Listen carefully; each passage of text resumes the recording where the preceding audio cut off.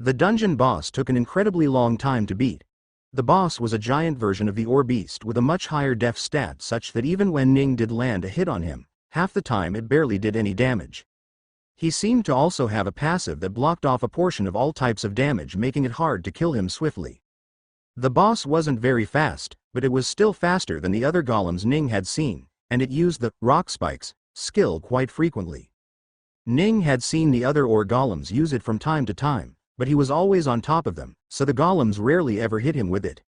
However, it was hard for Ning to do the same now, and as such he was forced to fight while constantly moving around to dodge the attacks.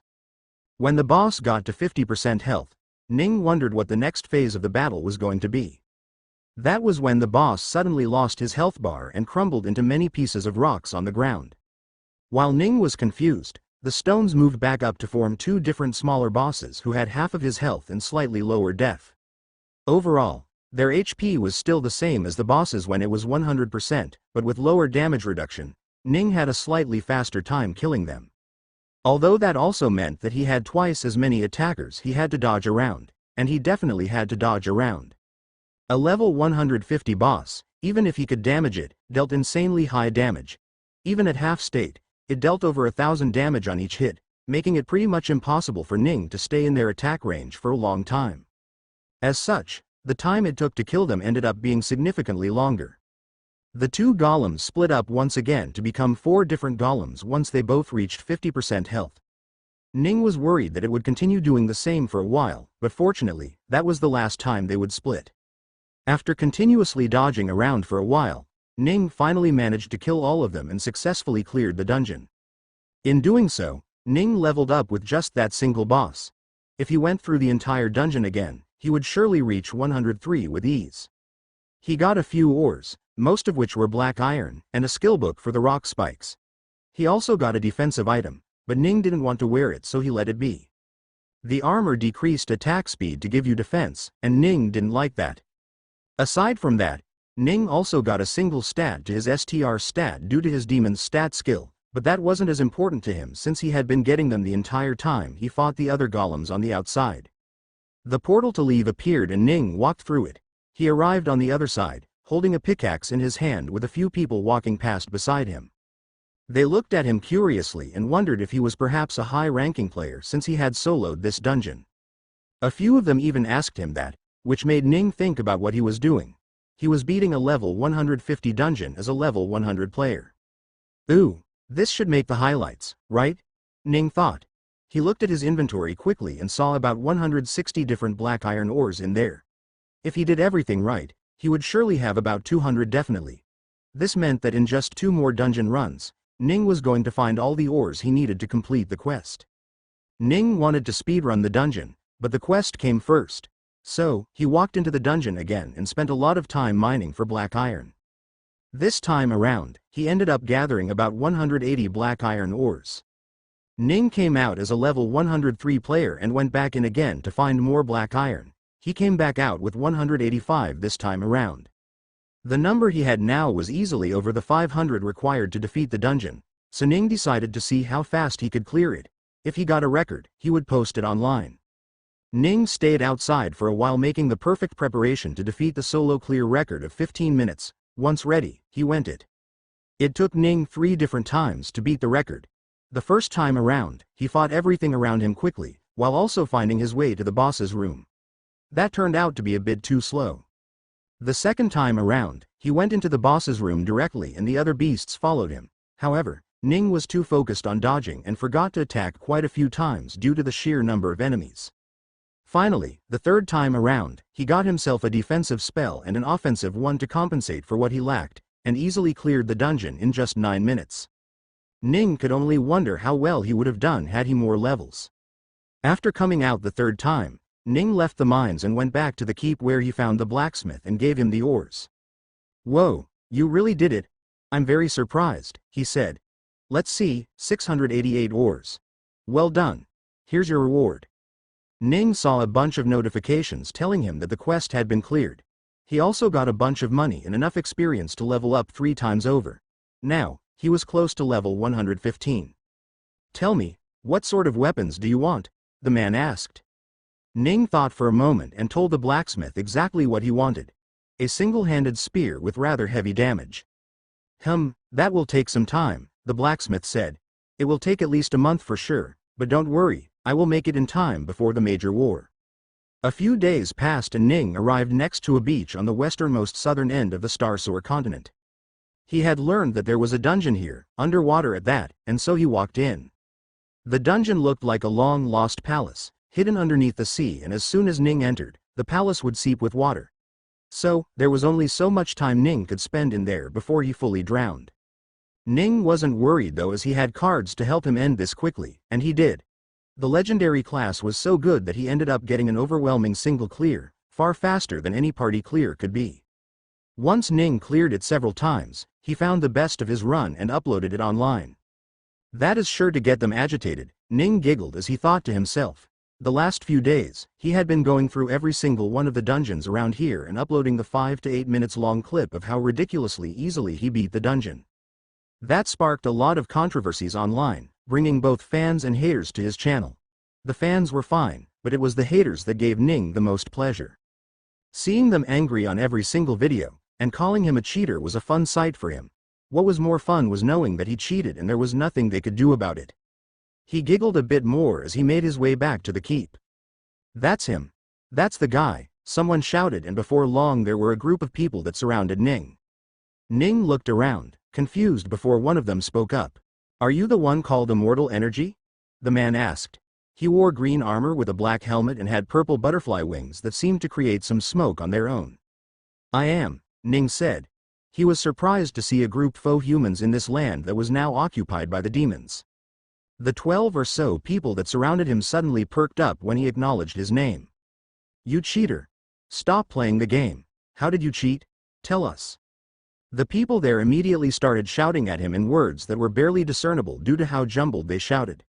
I expected them to come faster, Ning thought and crossed his arms. What do you have to say for yourself, cheater? One of them asked. What cheater? How dare you call me a cheater? Do you have any proof? Ning said back at that person. If you didn't cheat, then how did you beat the dungeon so fast? How do you kill the boss in such little hits? Another person asked. That's because I'm strong, Ning said conclusively. Bullshit. You're level 150 at best. There is no way a level 150 should ever be able to beat the Hydra in just 3 attacks, the man at the front said. Ning shrugged. What can I say? I'm just that good. Maybe you guys should get good too, he said. This bastard. I'll kill him, one man shouted and came at Ning while slashing a sword at him. Ning stood where he was, not even moving to dodge at all. When the sword fell on him, it simply passed through him like he was a ghost. Evasion. The man was a little taken aback. He tried to cut Ning again, but the sword passed through him once more. What the hell? 2 misses in a row. The man frowned. Ning crossed his arms and watched as the man cut his 10 times, and 10 times in a row he missed. You're clearly cheating, the man said. The others that stood behind him also started accusing Ning once again. Am I? Ning asked the man. Or are you just unlucky? The man's face turned to anger as he used a technique. 2 cards appeared in front of Ning at the same time, and he used both of them. A bolt of lightning fell onto Ning, but it didn't hit him. Instead, a magical mirror appeared in front of Ning that reflected the attack back to the man. The card Ning had pulled was a spell reflection card that created a mirror shield. The second card he pulled was a skill that amplified his magic damage by 500% for a single attack. On top of that, after activating the cards, his debuff aura that reduced magic resistance had been applied to everyone around him as well. That was to say, when the bolt of lightning landed back on the man, he instantly took 5,000 magic damage, removing half of his health at once. He was a magic swordsman, so he was used to dealing magic damage to his enemies with this spell. However, never in his life had he ever dealt even a fifth of this damage. The man started fearing that he might die right now and lose some of his precious items. You say you're not cheating, and that you're just that good, huh? The man with the purple wings spoke up. He had to de-escalate the situation from going any further, or the cheater might actually kill them all and loot them. With his cheats, who knew what he could do to their dead bodies? Of course, Ning said. I'm very good. The man sneered. Are you that good in real life too? Do you have any talents? He asked. Ning thought for a moment. No, the man finally smiled. He thought he finally had found an edge over Ning and was going to use it, then stop. I'm better in real life, Ning interrupted. What? You thought I was going to go back on my words? The many people standing there were getting really annoyed by him. The purple-winged man spoke after thinking for a while. Then do you think you're good enough to beat me in a 1vs1 match of burst shooter in real life? He asked. Ning didn't even hesitate. Of course, he said. Although, what's a burst shooter? Ning wore a white t-shirt on his way to the central hub of the service station. The lift took him away from the outer ring and soon enough he arrived at the center. Just a few hundred meters away from him was the location where all the food in this place was grown. A few hundred meters further was the room where the main fusion reactor of this service station was located. A few hundred meters beyond that was the room where all the space stones were located. Ning ignored all of these for now and went to the other side of the hub, to the top. When he arrived there, he walked over to a location he was told to visit. At the very end of the hub was a massive glass dome that created a special room that could not be found anywhere else in this station. It was a room with absolutely no gravity at all. Ning walked up to a counter and said his name. The nearby people heard him and turned around immediately. That's him. That's immortal energy. He really came. A few of them were surprised. Ning looked back at the people and recognized a few of the faces there. Of course, I came, he said. What reason do I have to run away?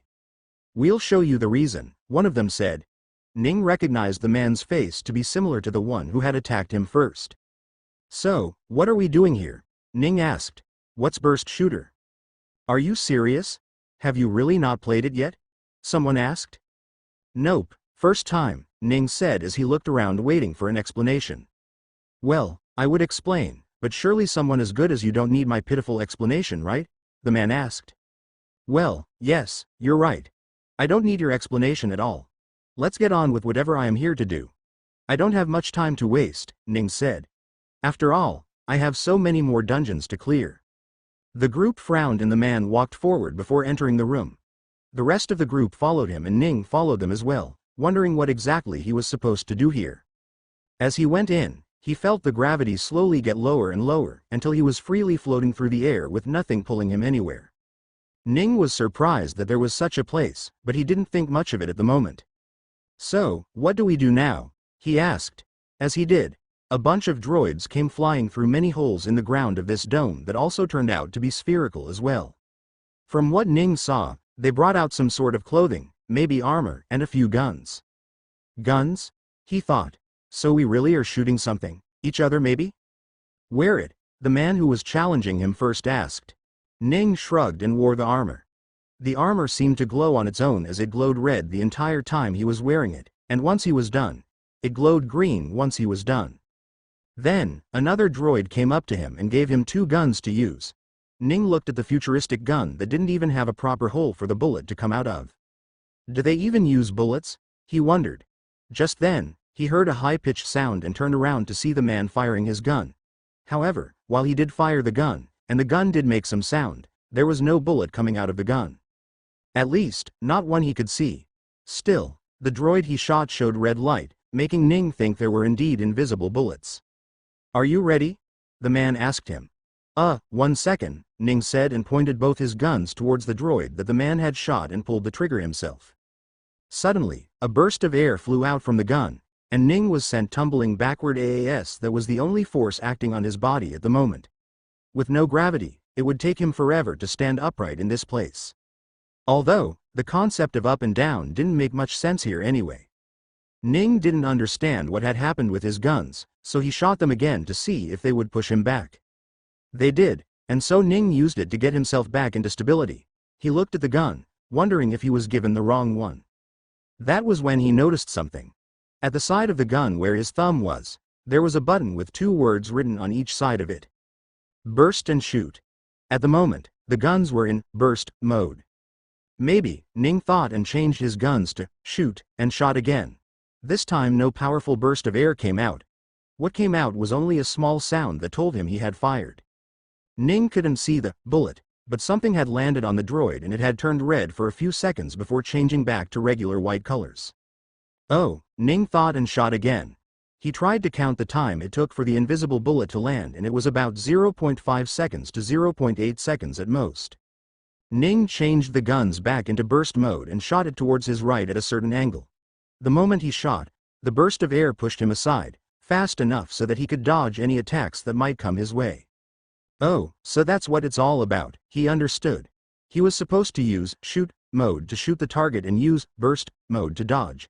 He looked toward the man and said, "Let's fight." The rest of the group cleared up, going to the outer edges of the dome, ready to watch this round of burst shooter between the two of them. The droids carried the two of them and flew them to either side of the nearly 100 meters wide spherical room and left them in the air. With zero gravity, both Ning and the young man in front of him were hanging in the air, unable to move at all. If they wanted to move, they would have to use the burst mode on their gun. Ning prepped his two guns. He placed the left one on shoot and the right one on burst. "How many rounds would you like the battle to be?" a robotic voice asked from below them at the hub. "3, the man said. "Are you okay with that? First one to get shot twice loses?" "Yeah, I'm okay with that," Ning said. "Game mode set to 3 rounds. The game will start in 15 seconds. The voice started counting down, and Ning and the man prepped themselves to fight. 3, 2, 1. Begin. Ning shot his right gun toward the young man and shot his left gun to his left. Instantly, he was pushed to the right by the burst from his gun. The young man instead put both his guns at burst and pushed himself in the other direction. Then, he instantly changed it to shoot and shot at Ning. Ning heard the sound of the gun being shot and burst himself towards the left even more while shooting back at the man. The young man moved downward and then shot behind him to move towards Ning. Ning was surprised that he was willing to come into close combat, but he wasn't scared. Instead, he took the chance to shoot the young man using both his guns at a slight angle. The young man saw this and shot downward to move upward before shooting behind to move forward. Ning shot upwards and flew down while switching his guns back to shoot at his opponent. Ning found it annoying that he wasn't getting the hang of the power behind his gun fast enough. More than anything, he wasn't sure how the gun registered a hit, but he did see that they did, so he didn't question it. Just then, the young man pointed towards him and shot at Ning. Ning dodged the moment he heard the sound, but then another gunshot fired, and this time, his gun simply couldn't shoot fast enough for him to change the direction he was moving in. As such, he felt a slight vibration on his chest from his armor and saw it glow yellow. He had lost once. "Ha! You were quite arrogant that you could win. Where's that arrogance now?" the young man shouted at Ning from not far away. Ning didn't say anything and just smiled. "It's all right. I'm only just learning, so you can't expect me to get good at once," he said. "However, I think I'm now so ready that you shouldn't be able to win at all." "Hey, we'll see," the young man said. The droids came to pick both of them back to their original position before asking them if they were ready. Ning spent split second thinking about what he had learned from the match just now. For one, there was a reload time between each shot of the gun, so it was better if Ning didn't shoot both guns at once and instead left one active at all times so that he could use it in the case of an emergency. Other than that, there was also the fact that the bullet, or whatever signal the machinery was using, was rather slow. As long as someone knew it was coming and had a good enough reaction speed, they could always dodge it. Which was to say, if you didn't want them to dodge easily, get close and shoot. No wonder he came towards me, Ning thought. The droid at the bottom of the room started speaking once again, counting down from the start until it reached 1. After that, the second round began. As soon as that happened, Ning rushed forward. He alternated between using his guns as he shot forward in a zigzag manner. The young man frowned and instantly sent himself tumbling sideways, and shot at Ning. However, Ning always had one gun active, so he used it instantly to dodge. Ning then got closer once again, while dodging another attack. When he arrived less than 5 meters away, he pointed the gun in his right hand and shot. The shooting sound made the young man in front of him immediately send himself flying upwards to avoid it, but he realized something was wrong when Ning smiled. Ning's hands simply moved upwards along with the young man's current path, and before the young man could use his guns again, Ning shot. Yellow light glowed from the young man's armor as he was shot right in the chest. "You cheated!" he cried out immediately. "Your gun reloaded way too fast. You must have tampered with it." Tisk, tisk, tisk, tisk. Ning shook his head. "Is that all you can say when you've been outmaneuvered?" Going straight to the accusation of cheating. Don't call others cheaters when you're the one that is bad at the game. Braun. He didn't cheat. A man spoke from the side. He used his other gun to make you think he shot the actual one. Ning looked at the man that just revealed his secrets and smiled back at the young man in front of him. See? You're so bad that you didn't even realize what had happened just now. If not for your friend there, you would have remained ignorant your whole life. You bastard. Stop acting as if you've won. There is still one more round for us, he said. Sure. Whatever makes you feel happy, Ning said while laughing and letting the droids take him back to the fighting position. Once they were both ready, the countdown from 15 started, and when it reached 1, the final round began. Ning shot forward again, closing his distance with the young man in front of him. The young man, now having seen Ning's way of fighting, also went forward to close their distance. Instead of being the one running away, he wanted to face Ning at his own game. When the two of them got close, Ning suddenly pulled the trigger, shooting the young man. However, the young man was prepared for this, so he easily dodged it by propelling himself upward. Ning pointed up and shot again, but the young man changed direction one more time, dodging the shot. The two of them passed each other without neither being shot, so they turned around and started blasting at each other again. The more Ning fought, the better he got. The incredible talent he had bought from the system allowed him to master the maneuverability he could do with the guns at an incredible speed. And with his ability to slow down time, his reaction speed was so fast that he dodged every attack. The same, however, could not be said about the young man at all. Very soon, Ning ran circles around the young man, frustrating him to no end. He propelled himself at the young man at incredible speed and dodged the attacks along the way. He didn't shoot a single time and only used his guns to speed himself up. At some point, he arrived right in front of the young man who was ready to shoot him up close, and in an incredible show of feat, Ning instantly changed his direction to go downwards, canceling all the momentum he had been carrying. The young man was awestruck with how easily Ning changed his direction. Then, he heard a gun go off from out of his vision. He instantly shot himself around to dodge and looked at where Ning had gone to, but to his surprise, he was missing. The man turned his head a full 180 degrees from left to right and up to down, but he didn't see anyone around him. Where did he go? The young man wondered. Behind. He immediately turned around, but no one was there. He turned around again, but no one was there too. It was only when he turned around the third time did he notice the smaller strip of cloth floating away.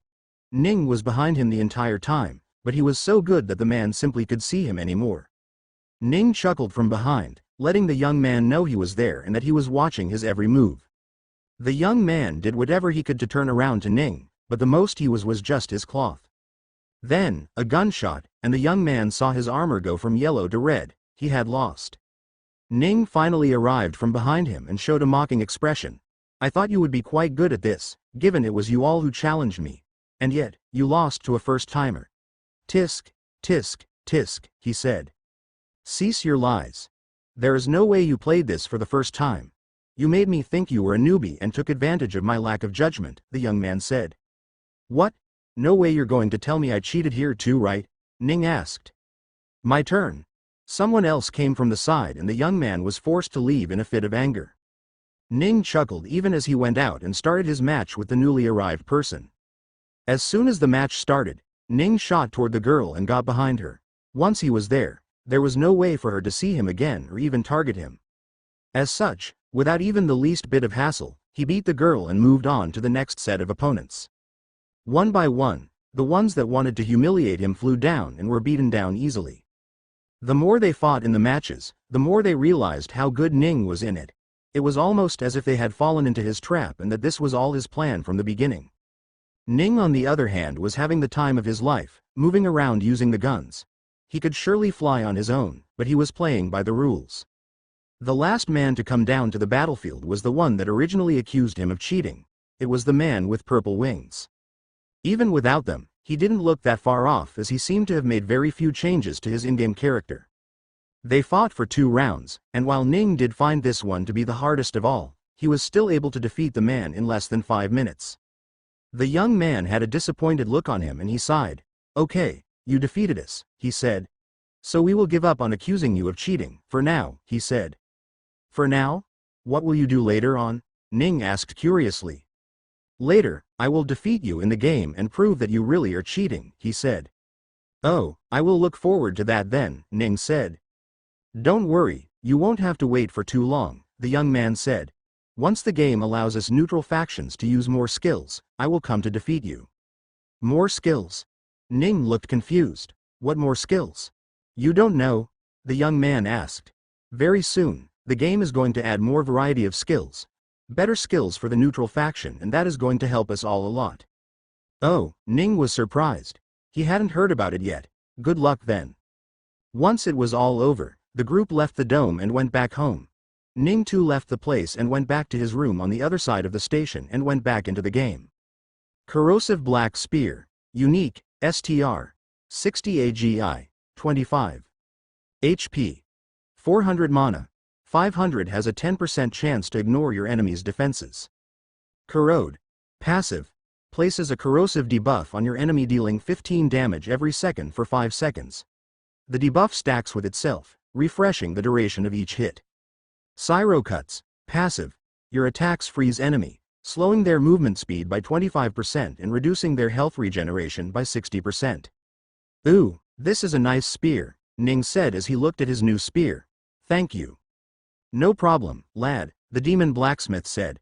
That's the least I could do to help you after what you've done for me. Although, I hope you will put it to good use tomorrow. Ning looked at the spear. I will beat the biggest and baddest with this, I promise, he said. Ha ha ha. Go on then, I got work to do. The blacksmith turned around to do his job, so Ning walked away. Tomorrow, huh? He thought. The war that everyone was getting hyped up about was right around the corner and Ning was intending to take part in it. From what he had heard, the small skirmishes in the north were already a good place for people to earn their experience, but since the war was going to be big, Ning could only imagine how much experience he himself would get. I should be able to, at least after I complete this quest, right? He wondered. The battlefield should be the prime location for me to do so. Ning had reached level 150 in the last few days and his class quest was here. However, unlike the previous time, his class quest this time was quite unique. Class quest: you are the master of fate, and as such you should be able to alter the fate of not just yours, but others as well. Interfere and change the fate of 10 different beings for the better. Fates change. 0/10. Ning found a few carriages outside the keep that was taking people to where the demons had set up tents for the war and got on it. Before he knew it, he was on his way to the war. Along the way, Ning thought about his class quest. Changing fate. How exactly do I do that though? In the first place, how can I even tell what fate a person has? He thought. He didn't think fate was as easy to see in his current situation as everyone around him was player. There was practically no way the game knew the fate of these very players, which was one of the reasons why Ning was going to the battlefield to find people whose death were more than confirmed and save them. That way, he could have their fates changed. It took half a day for the carriage to reach the location of the war site and Ning quickly found himself a place to stay for the time being. He sat there, thinking exactly who he could help with their fates. He had taken a look at the place and there were quite a few NPCs whose fates must have been set already. Can I change that? He wondered. He most likely could, but then he needed to know what would happen to them. Wait a second, wasn't there a card that helped me see things in the future? Ning thought as he pulled out a card. Clairvoyance. Helps the user see far in the distance. Gain temporary, unobstructed vision of a location or individual within 10 kilometers. The vision lasts 10 minutes. Wait, no, that's wrong, Ning thought. He had pulled out the wrong card by accident due to the wording on the description. He pulled another card. There it is, he thought. Future sight. Helps the user see far in the future. Gain a bird's eye view of the future exactly 1 day from now. I wonder how the game could possibly know what would happen tomorrow. Is it perhaps set in stone? He thought. Activate. Ning lost his sense of sight as he was teleported into a dreamesque realm where he was in the sky, looking down at the battlefield. Ning saw the battlefield with clear eyes and the destruction that lay there. So many dead people, both demons and angels, could be seen sprawled on the ground. He saw the people that still stood that fought. However, what surprised Ning the most was the fact that everyone was fighting a single enemy. A woman. The woman had long black hair that flowed in the wind, stark white clothes that did not get dirtied at all, and finally, the most curious part of her physique, wings. Every player had wings, so that wasn't very amusing. What was unique about her wings was that her left wing was an angel wing with feathers of various different colors, and her right wing was that of a demon, which also seemed to be an amalgamation of various different types. One of those very segments of wings was one that Ning remembered very clearly.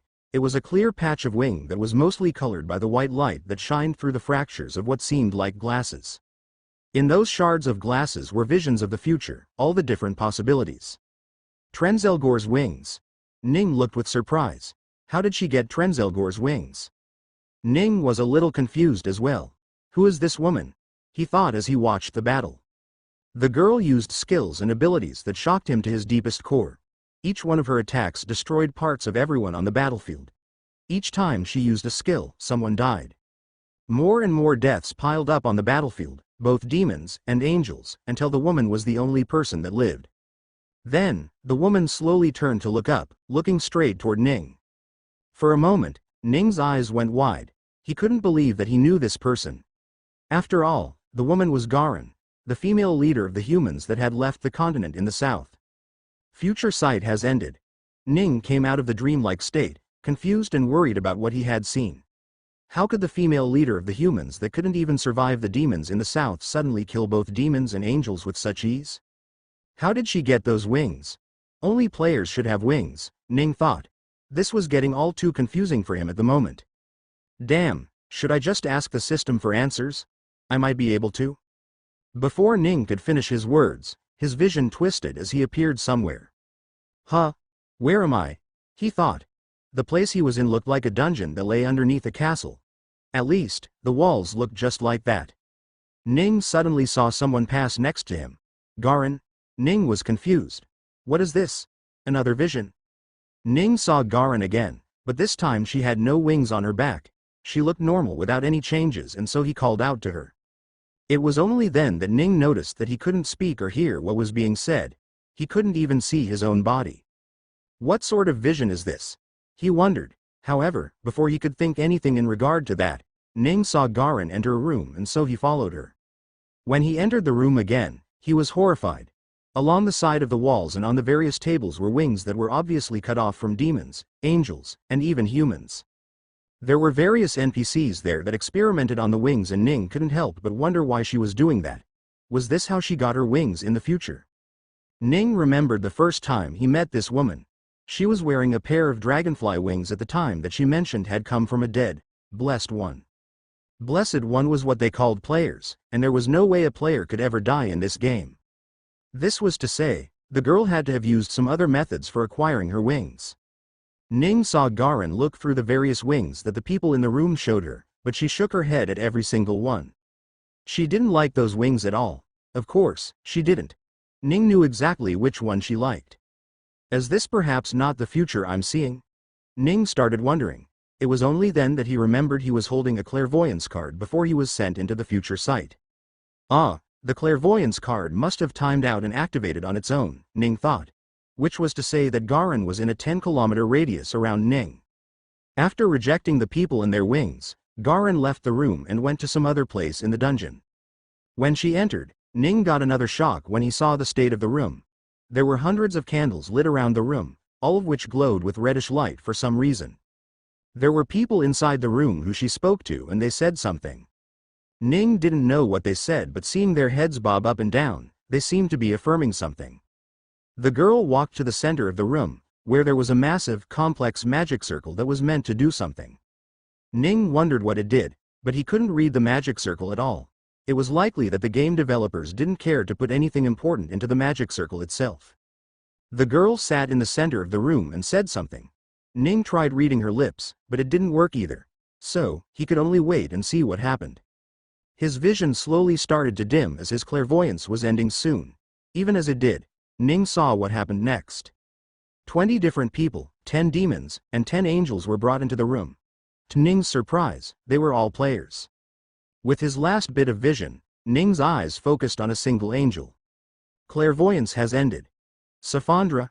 Ning found himself back in his tent, with both of his cards missing from his hands. That was Safandra, right? He thought to himself. It had been months since he had seen her, since they were both so into the game. The times they were out were few and they usually missed each other. However, there was no way he would miss what Safandra looked like. It is definitely her, Ning thought. What did she get herself into? Was that a ritual? Are they going to kill her? Ning quickly looked for the clairvoyance card again to check the situation, but the card had gone on a 10 hours cooldown. He was annoyed at how long of a cooldown the individual unique and legendary cards had. I was seeing a real-time vision, right? Not a vision of the future, Ning thought to himself. Which means she is in trouble right now.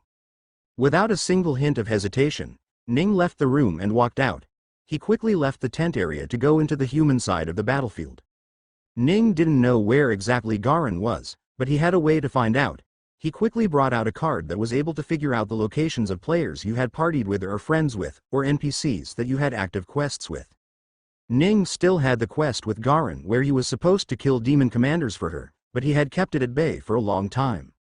Finally, the quest was coming in handy, but not in the way he would have assumed it to. Activate. Find Garin, Ning said. The card suddenly burst into orange light and disappeared, leaving behind a red arrow that pointed to Ning's left. That direction. Ning thought. He wondered how far it was going to be. There was only one way to find out. So, Ning started running in the general direction that the arrow was pointing towards. Ning appeared on the outskirts of a village with no one living in it. He looked around, wondering where the people were, and came to the conclusion that they must have moved once the demons launched their invasion. Ning ignored the emptiness and looked towards the castle up north and walked towards it. The red arrow that had appeared in his vision had already turned yellow and was now slowly turning green. I should be close, he thought. He could tell that the castle in front of him was most likely where everyone was hiding, just like they did back in High Castle. As he got close, suddenly an arrow flew from somewhere, landing next to him. Ning looked up. Then, he saw a dozen different arrows in the sky, whistling their way down at him. Ning dashed without a moment's hesitation and not a single one of the arrows landed on him at all.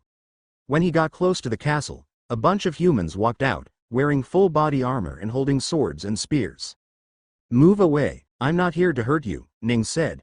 He couldn't waste his time fighting these people since he needed to go down quickly. Do you think we would ever fall for a demon's trickery? Men, charge, one of them shouted.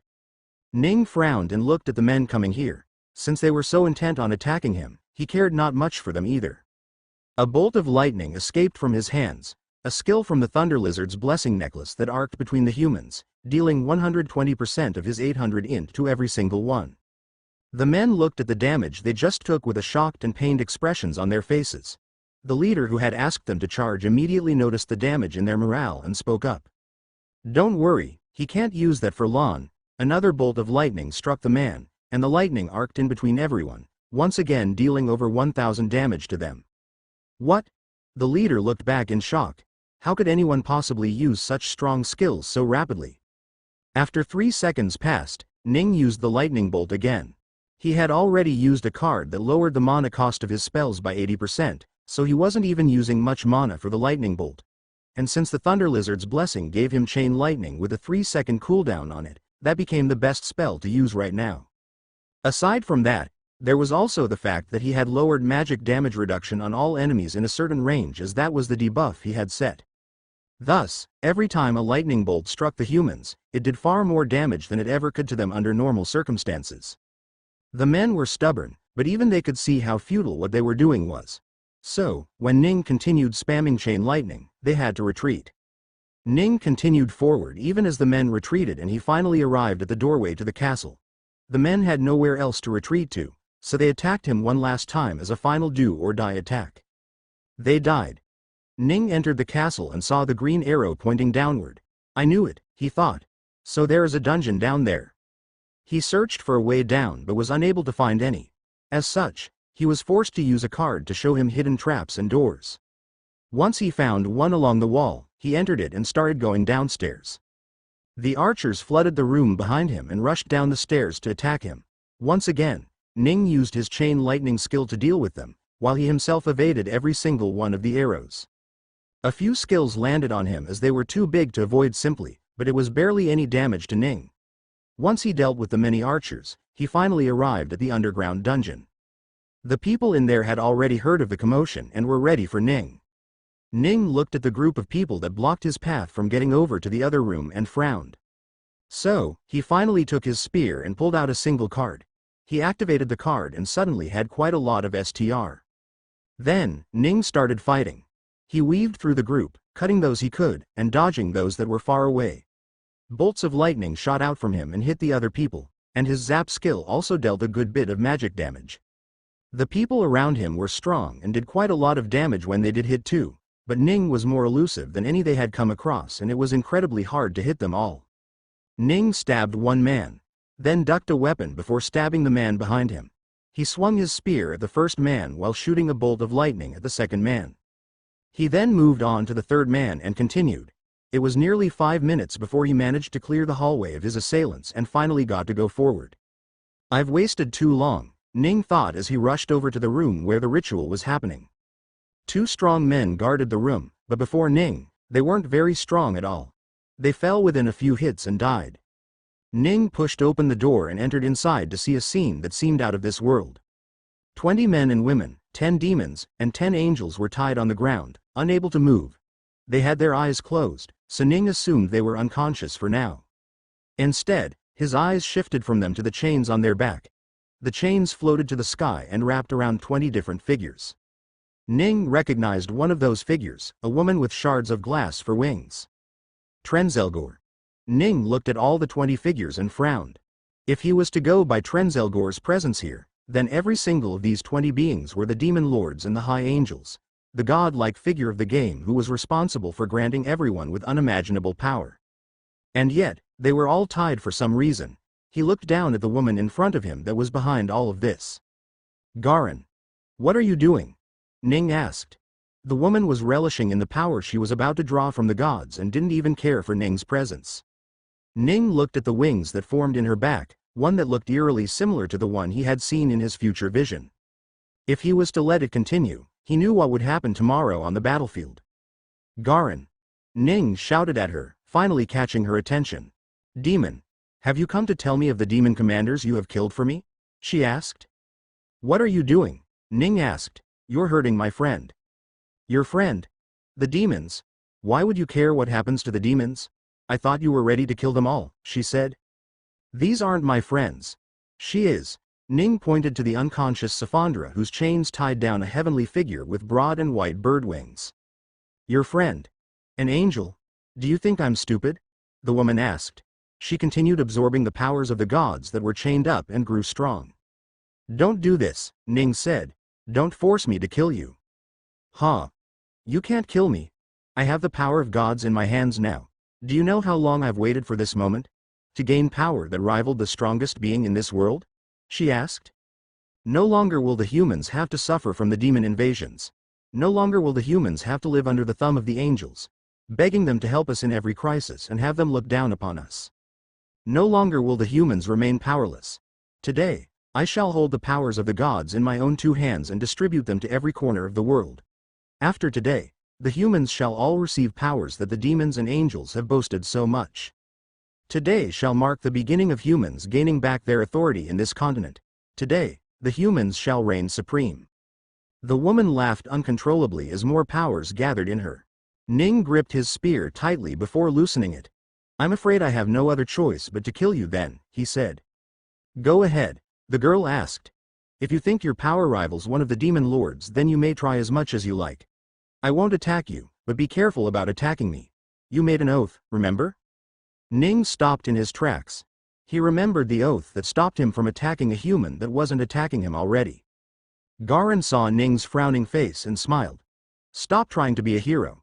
Didn't you say you would be fine killing all the demons? I'm doing exactly that. After today, the demons will all die, and the angels will be forced to go back to their realm as well. The humans will finally rule over everything, the girl said. In the end, Ning couldn't help but sigh. He looked towards Safandra and looked back at the woman in front of him. Yeah, I'm not going to let that happen, Ning said as he reached for a card from his deck, the strongest card he knew of. Are you seriously going to attack me? The girl asked. Do you know what will happen to you if you do that? I know, Ning said. I'll get cursed, lose my skills, and will have to start it all over again. And you're willing to still do it? The girl frowned as she asked. Ning smiled back at her with a sneer on his face. Why not? He asked. It was getting boring anyway. Activate. Instant death. Kills the enemy in front of you regardless of levels. Has a cooldown of 1 month. Doesn't work on dungeon bosses. Gurian's heart beat once, and then Ning used the card. The next heartbeat never arrived. She fell to the floor in the middle of the magic circle. She had died. The chains broke and the various godly figures disappeared from the sky. Ning himself disappeared as well. When Ning opened his eyes, he found himself back in the demon world, with the crimson moon in the sky. Lightning in every little desolate spot in the city in red. Ning looked at the notifications he received. He had lost his class, Master of Fate, and instead received a simple, cursed class.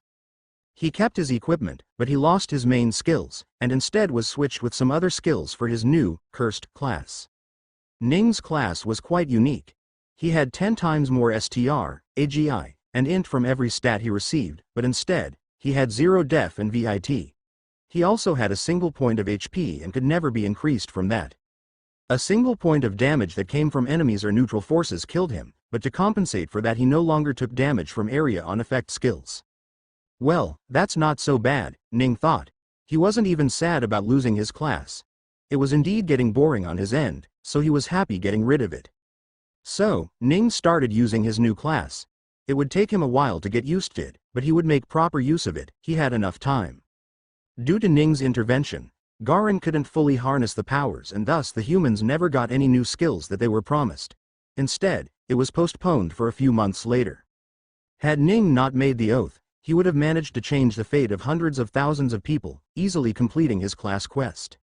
Alas, that never came to pass. With his new class, Ning would take some time getting used to it, but once he did, he would once again make a name for himself. Ning would meet Safandra in the Starsore continent again and start partying with her to play the game. Together, they would come to be known as the Cursed and Divine Duo, which were considered the greatest team in the game. Ning would always be very hard to kill due to his high AGI, and when he did die, Safandra was there to resurrect him. 5 years later, the final stages of the game would come, and the two of them would be the ones to beat it. Once that was done, the games they played would change to something else. Games with guns, games with spaceships, games where the only point of the game was to raise a family and be better than others. Various games would come to the space station from time to time, and everyone would go on to play that. After 100 years of playing, Ning would finally decide it was time to leave the place and continue his journey. It was time for him to go to the center of the galaxy. Ning prepared to leave the service station. He looked at the black sphere in front of him. It was so dense that even his super strong arms could somewhat feel the weight. It was apparently made up of a metal that was foreign to this universe and could only be found in some select universes. The metal was called Alcron, and it had cost Ning over 3 quintillion energy to make just the smallest piece of it. I would have expected something so expensive to look more expensive, Safandra said from the side. As long as it does its job, Ning said. Are you sure it will be alright? I won't lose any energy, right? Unless you come very close to the sun or strike something that is too big to break apart, you will lose negligible amounts of energy. I don't know if that is what matters though, Ning said, since I won't be doing any traveling in this. I think it's fine, Safandra said. Come on, let's go. Ning nodded, but there was one more problem he had to think about. It should be okay, he thought, and immediately transferred over his consciousness to the small metal ball. His body flopped over, giving Safandra a bit of a surprise. He instinctively pushed it away from her and the body went flying to the wall. Hey, that's my body. Don't treat it like that, Ning said. You should have told me you were going to do it. I got spooked, she said. Ning took his body into his storage and spoke from the ball. Come. I can't go without you going in first, he said. Yeah, Safandra said and entered the spirit space in him. Once she was gone, Ning thought of the room with the space stones and teleported in. As a small metal ball that did not exist in this universe, the sensors never noticed he was there.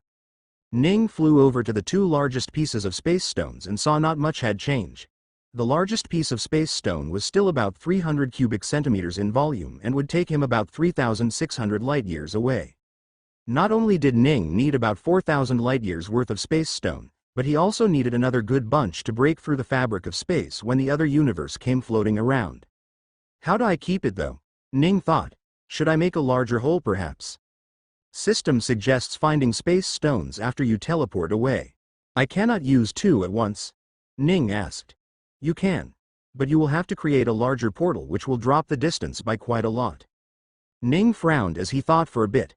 How much space stone will I need to break through the walls between the universe? He asked. At the very least, you will need 4,000 cubic centimeters worth of space stones. That's like a dozen of these, Ning thought. He looked at the rest of the items in the room and frowned to himself. The rest of the space stones weren't as large at all, and if he were to carry them all with him for the 4,000 cubic centimeters he needed, that would make an annoyingly large shape that would decrease his distance that he could teleport by a lot. So, the only way to find enough space stones was to do so after he had teleported to the other side. How am I going to collect 4,000 cubic centimeters of these? From the Federation? He wondered. That was the only way as far as Ning could tell. By the way, what should I do regarding the space stones? Ning asked. Do I need to find the right amount of space stones? Or can I get any? System will use up all the space stones that are being used. It is impossible to use only part of the space stone. Right, so I have to determine a destination now, Ning thought. That was a bit problematic as well.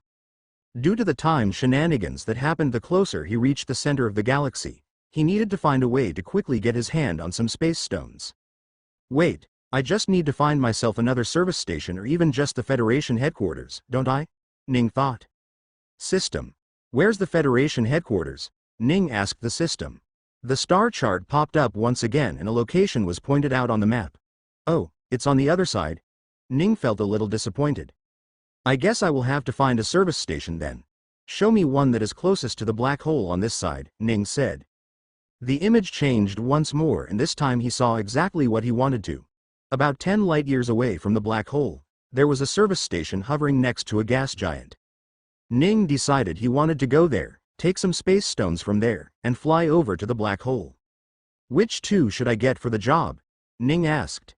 The system pointed out multiple combinations for him to choose from. So Ning chose 2 space stones that together had about enough size to transport him over without wasting as much.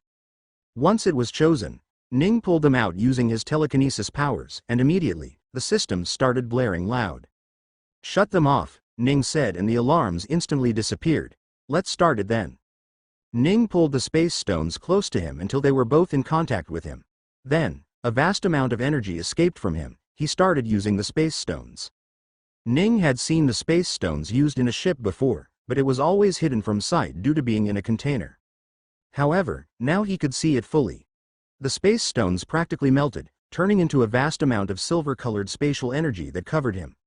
In the next moment, the system used the energy to connect 2 points of space in this galaxy, and then Ning vanished. Ning appeared out of the portal into an open space. He looked around to find the service station and found it floating next to a gas giant. The blue gas giant glowed brightly from the sun that was behind him, and almost looked like a hospitable planet with water in it. If there were some green parts on the surface of the planet, he would have thought it was a planet with a thriving life. Ning looked away from the planet and toward the service station. He was here to steal from it, so he was going to do so. Just then, a shadow fell on the service station. Ning wondered what was happening when he also saw it fall on the planet behind it. He focused on the sun and saw something weird around the sun. What is that? He asked. It is a metal barrier around the sun to harness its energies. Damn, how big is that? Ning wondered. It is about 100 kilometers wide and 1,000 kilometers long. It is separated into 10 different units that can revolve the sun together or separately. I see, Ning thought. I wonder how useful that is. It is quite useful, but its true potential is only reached when they are able to make rings that surround the entire sun. Then, they can start adding more rings to gather up the wasted energy from the sun. I didn't expect to see something like this today, Ning said. Good to know. Ning ignored it for now and looked at the service station. It looked different from the one he was in before, so he had to ask the system for a blueprint of the entire station. Once he got it, he had a general idea of where exactly he had to go. Ning teleported into what he guessed was the room full of space stones and was happy to see that he was right about it. There were some people in the room, but they couldn't see the small, non-reflecting metal hovering in the air. Ning looked around to find the biggest pieces of space stones. He needed quite a few of them, so he located the ones he needed. Once he did, he started taking the cylinders. He didn't need to take the space stones alone since henceforth, he was going to be traveling by his ship. As such, it was better to take the cylinders themselves. Once he took all the cylinders, before the people could realize they were missing, Ning teleported away. He appeared outside of the station a few hundred kilometers away. Ning's body appeared out in space, and Ning quickly switched over to his body. Ning then grabbed his cylinders and pulled out his ship from his storage. He appeared inside the ship and placed all the cylinders on the bridge of the ship. Once done, he started getting ready to leave when he saw the shadow fall on him. He stopped and thought for a second. System, if I were to leave now, how many years would it take for me to reach the wormhole? He asked. 20 years, and how many relative years will I have before I need to reach the location on the other side? Ning asked. If you can reach the wormhole in 20 years, you will have about 20 years more. I see, Ning thought as he looked towards the sun. I can do it after going to the other side. He started the engine and before he knew it, the ship was flying through space at the speed of some of the fastest spaceships out there. Ning had upgraded it to be so. Safanarda came out after Ning led her, and she looked around with a confused look on her face. We're on a spaceship. What happened to going to the other universe? Are we there yet? She asked. No, we're only on our way to the wormhole right now, Ning said. What? I don't want to wait. Call me out when you're done, she said and returned to the spirit space. Ning chuckled a little. I wish I too could just. Ning paused. Wait, I can, he thought and quickly brought out the black metal again. Now that he had this small metal sphere, he too could sleep without the fear of losing his 52 quintillion energy. So, he quickly set up the spaceship for what it needed to do, and after consulting with the system, he switched his body with the small metal. Wake me up in 20 years as long as everything in the ship goes without any trouble. If there is trouble, wake me up immediately, Ning said. Understood. Ning slowly felt his mind slip away as, after many, many years, he found himself falling unconscious. It was a familiar feeling that he had forgotten long ago and was happy to remember. As soon as he lost consciousness, Ning found his consciousness resurfacing as his mind focused back. He quickly remembered what he was doing and looked around to see if there was any problem with the ship. Any diversions? He asked. No, you're on track. That means I've arrived at the black hole? Ning asked. Yes, you can see it outside. Really? Ning walked up to the front window of the ship and looked outside. He saw a line of spaceships flying towards the distance to a giant hole in space. That's not it, right? No, that's the wormhole. Then, is the black hole below? Ning's sight fell below, but he saw nothing there. However, the vast nothingness was very scary for him, since he could see no star or any other sources of light. The nothingness was surrounded by a giant ring of glowing light, letting Ning know that what he was looking at was in fact the black hole. He tried to think of words to say, but the majesty of the black hole struck him speechless. As such, he spent the entire time staring into the abyss. Ning found it incredibly hard to focus on anything as he looked down into the void. For some reason, he was feeling scared. He never felt this sort of fear when he was flying through space, and yet, he felt it now. System, is my emotion natural right now? Why do I feel like it is you're doing? Ning asked. This is an instinct carved into every soul that turns into energy after using the energy system. You are meant to feel scared so that you never enter a black hole in your life. Ning kept watching without saying anything. He quickly called Safandra out as well. I thought you would want to see it too, he told her. What am I looking at? She asked. He couldn't see anything after all. That down there is a black hole, Ning told her. He simply couldn't keep his vision away from the thing down below. I've never seen something simpler and yet more horrifying in my life, Ning said as he felt the fear very clearly. They were so far from the accretion disk that it didn't even register in their vision. Ning finally gained back some focus and pulled out his body before changing back. He put the metal ball away and looked below at the black hole. All right, I've looked at it. Tell me what you've been keeping to yourself about black holes, he asked. No, you haven't done it yet. What? Look, I'm looking at it. See? Ning asked while pointing out of the window. You cannot just look at it. Look into the black hole. Oh. Ning looked down at the black hole. Of course, he couldn't see anything in it, so there was no way to look into it. A black hole, as far as Ning knew, was something with immense gravity, so much so that even light couldn't escape from it. If even light couldn't escape from something, then looking at it was impossible. However, what if one didn't need light to look at something? Ning had bought his Vision 3 skill long ago, which allowed him to see things as they would under light even in the absence of light entirely. Ning took a deep breath as he was finally going to look into a black hole. He activated his vision skill and gazed down from the spaceship window. What? He looked confused. Why is it empty? Inside the black hole, there was nothing. There was no object inside the black hole at all, let alone having a high concentration of matter that created this massive gravitational pull. In fact, this only made Ning even more confused as to where the gravity even came from if everything was empty. It's empty? Safandra asked after hearing him speak out loud. Yeah, it's empty. There's nothing in there. What the hell? Ning was beyond confused at this point. He was in fact starting to believe that everything he had learned and knew about black holes until now was a lie.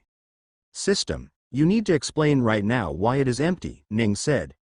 It is not empty. There is something tiny at the center that is hard to see. There is? Ning looked back into the black hole and saw the emptiness again. However, this time around he tried to find something, anything. His vision zoomed to the most it could until Ning actually found something at the center of the black hole.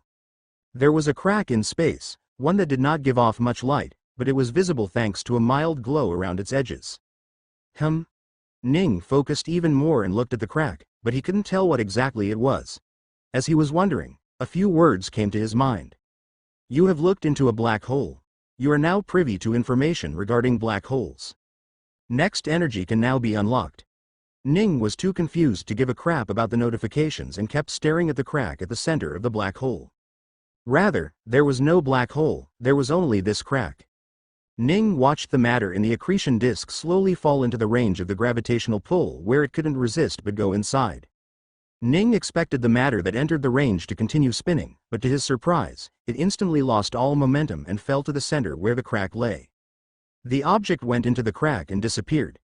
Ning looked at the thing down below with a surprised look and asked, System, just what exactly is that? The crack you see is the real black hole. Black holes are the end of all matters. They're the gateway that take back everything that has been given to this world. Take back everything that has been given? What do you mean? Ning asked. Everything originates in the form of energy. It is only after coming to this universe that they turn into matter and space. The black hole's task is to return everything back to energy. So, a black hole is like a recycling bin for the galaxy where everything goes to die? Ning asked curiously as he looked below. In a way, yes. It is where it all turns to energy before sending it away. I see. Ning contemplated the information for a while. Wait, where is it getting sent to again? He asked. From where it all came. A world where matter and space do not exist, the dimension of energy. Ning remembered something that he had known for a long time, but he hadn't thought about it since it never came up again. Wait, this world, do you mean the place where everything is energy and I can die? Ning asked. Yes. So, a black hole is nothing different than an origin, Ning said. No, wait, they do the opposite things, right? Correct, but you cannot compare a black hole to an origin on any planet. They're the exact opposite of galactic origin. A galactic origin? Ning questioned curiously. Yes. Which is also sometimes known as a white hole. White holes create space and matter, and black holes took them away. Together, the two phenomena kept an equilibrium on the amount of energy that existed in a galaxy at every time. White holes only appeared once towards the start of the universe formation when galaxies were already starting to form. The white holes spewed out as much matter and space as they could and then went dormant. The galaxy at that moment would be in equilibrium that nothing could disturb. After that, the galaxy would go on to create billions of stars and planets. And then, the problem would arise when the planets would start creating life, and along with them create an origin of their own. Now there was more energy in the galaxy than the galaxy could possibly handle. In such conditions, the galaxy would fester until it was ripe with a lot of energy. When the dormant white hole noticed the excess amount of energy, it would go active again. However, this time, instead of sending out matter and space, it would start dragging it in. The portal to the dimension of energy would open with a strong gravitational pull of its own to drag things towards it. Once enough matter had been dragged, it would form an accretion disk, and become the black hole everyone came to recognize it as. This wasn't the only way black holes were created. When there was a massive star, there would sometimes be so much heat and pressure at its core that the space there would slowly become fragile. Then, when the star lost the heat and pressure, the fragile space would tear itself, inadvertently opening a portal back to the dimension of energy, more time than not. As such, more black holes would come to exist in the world that had way too much energy, leeching it all back. Once that started, the black holes would never end until the day the universe died. Ning stood by the window with a thoughtful look on his face, learning something he would have never expected to learn. So wait, what happens if I ever accidentally fall into a black hole? Is it instant death? Ning asked. No, due to the way momentum is conserved, you will almost never fall directly into the black hole. Instead, you will go on an orbital part around the black hole, becoming part of the accretion disk for an unfathomably long time. If you can get out from there, you survive. However, if you cannot and do somehow get dragged into the portal, you will lose your physical form and all of your gathered energy, and become just simple energy. You will still be the energy with the system, so you will have a much higher chance of survival. Still, you will have to avoid making obvious blunders and quickly find yourself an origin to come out of. If you can do that, you will survive. Oh, Ning said. So it is not instant death, huh? No, good, that's good to hear, he thought. There was a lot in his head at the moment. Even as the ship came close to the wormhole, his mind still remained on the black hole below him. Wait, so black holes don't have energy aside from the gravitation pull, right? Ning asked. Yes. Then when you said in regards to how much energy I need to travel the multiverse, that was. It was the constant gravitational energy being used by such black holes. Ning thought to himself for a moment. Wait, then doesn't that mean it is way cheaper than I thought? He asked. If you expected the amount based on your misconception about the black holes being full of matter, then yes. Still, you have to remember that the ones we talked about are supermassive black holes. The one you see currently could be considered a dwarf supermassive black hole at the center of your galaxy. You will need energy equal to 12 black holes that are at least 10 times larger than this. I see, Ning said. The ship got closer to the wormhole and Ning let the AI handle everything. Ning just stood there, looking at the brilliant nothingness below him. Then, after a few minutes, they all passed through the wormhole, undergoing a bit of turbulence, before coming out on the other side unharmed. Once they were on the other side, the spaceship moved away from the wormhole and flew out. Now that Ning was finally not able to see the black hole anymore, felt the lack of fear in his heart. He thought of what else to do next when he remembered something. Oh, right, he thought. System, the next energy costs 1 quintillion, right? He asked. Yes, all right, buy it, Ning said. Confirmed. All conditions have been fulfilled. Congratulations. You have now unlocked gravitational energy. You can now absorb gravitational energy. I should find some places with strong gravity, Ning thought to himself. He thought of a location and asked the system for direction. Ning realized that there was one close by, so once again, Ning took his spaceship and flew in the direction of the closest service station in the Federation. When he arrived close by about 2 years later, he put away Safandra and the ship and teleported right next to it. Ning needed more space stones, and this was the way to get it. But aside from that, the service station was also close to a bright sun that not only would provide him with the gravitational energy he required, but would also make his physical body stronger. Ning had about 18 years before he had to arrive at the location where the two universes would come to be the closest. Since that was less than 25 light years away, Ning could travel that distance with just a small piece of space stone. Ning flew right next to the sun where his skin started blistering and floated there, orbiting the bright star as well as he could without being noticed by the Federation. And he did so for the next 17.5 years. Ning improved his body quite a lot in the 17.5 years he had spent there. Thanks to being so close to the sun's radiation, his body reached a toughness he would have never hoped to reach before. Then, when there were only about 2 or so months left before the universe reached the location, Ning decided to leave. Before leaving, however, he needed to take some more space stones. So, Ning teleported over to the station that was next to him and stole away some more space stones that he would have needed. Then, he got into his ship and left. How much longer? Safandra asked. Until? Ning asked. Until this ship reached the place, of course, she said. Well, it will take the ship about 19 years to reach the location, Ning said. What? Aren't we going to be late then? She asked. That's why I got more of these, Ning said as he showed the cylinder to her. The space stones in it were rather large as well. Safandra chuckled when she saw those. I wonder how much trouble those people must have gotten in because you keep stealing space stones from wherever you go, she said. Well, I can't help it. I've got to look out for myself first, right? He said and turned towards the ship's AI. He quickly set up the path and teleported to the room with the space drive. Then, he placed a cylinder in the empty space drive and went back to the bridge to use the ship. Ning teleported back to the bridge and activated the space drive. Once activated, the silver light surrounded the ship, and a second after that, they teleported. Ning arrived in a different part of the sky, but this wasn't their destination. He went back into the room at the back and looked for the perfect space stone to swap in. There weren't any perfect ones, but one did come very close, and that was enough for Ning. He quickly swapped that in and went back to the front to teleport once again. Once again, the silver sparks surrounded them entirely, and at the next moment, they arrived at another location. How much longer now? Safandra asked, seeing that Ning didn't bother going back to the room to switch the space stones. Let's see. Ning did some quick calculations on the dashboard in front of him and came back with an answer. Our destination is about 420 billion kilometers away, Ning said, looking at the map. So, it's not that far away. What is that? 2 months away? Safandra asked. More like 36 days, Ning said. I could teleport us there right now, but then we would have to wait for a while before the universe got in position. I don't want to wait. Can't you just sleep again? Safandra asked.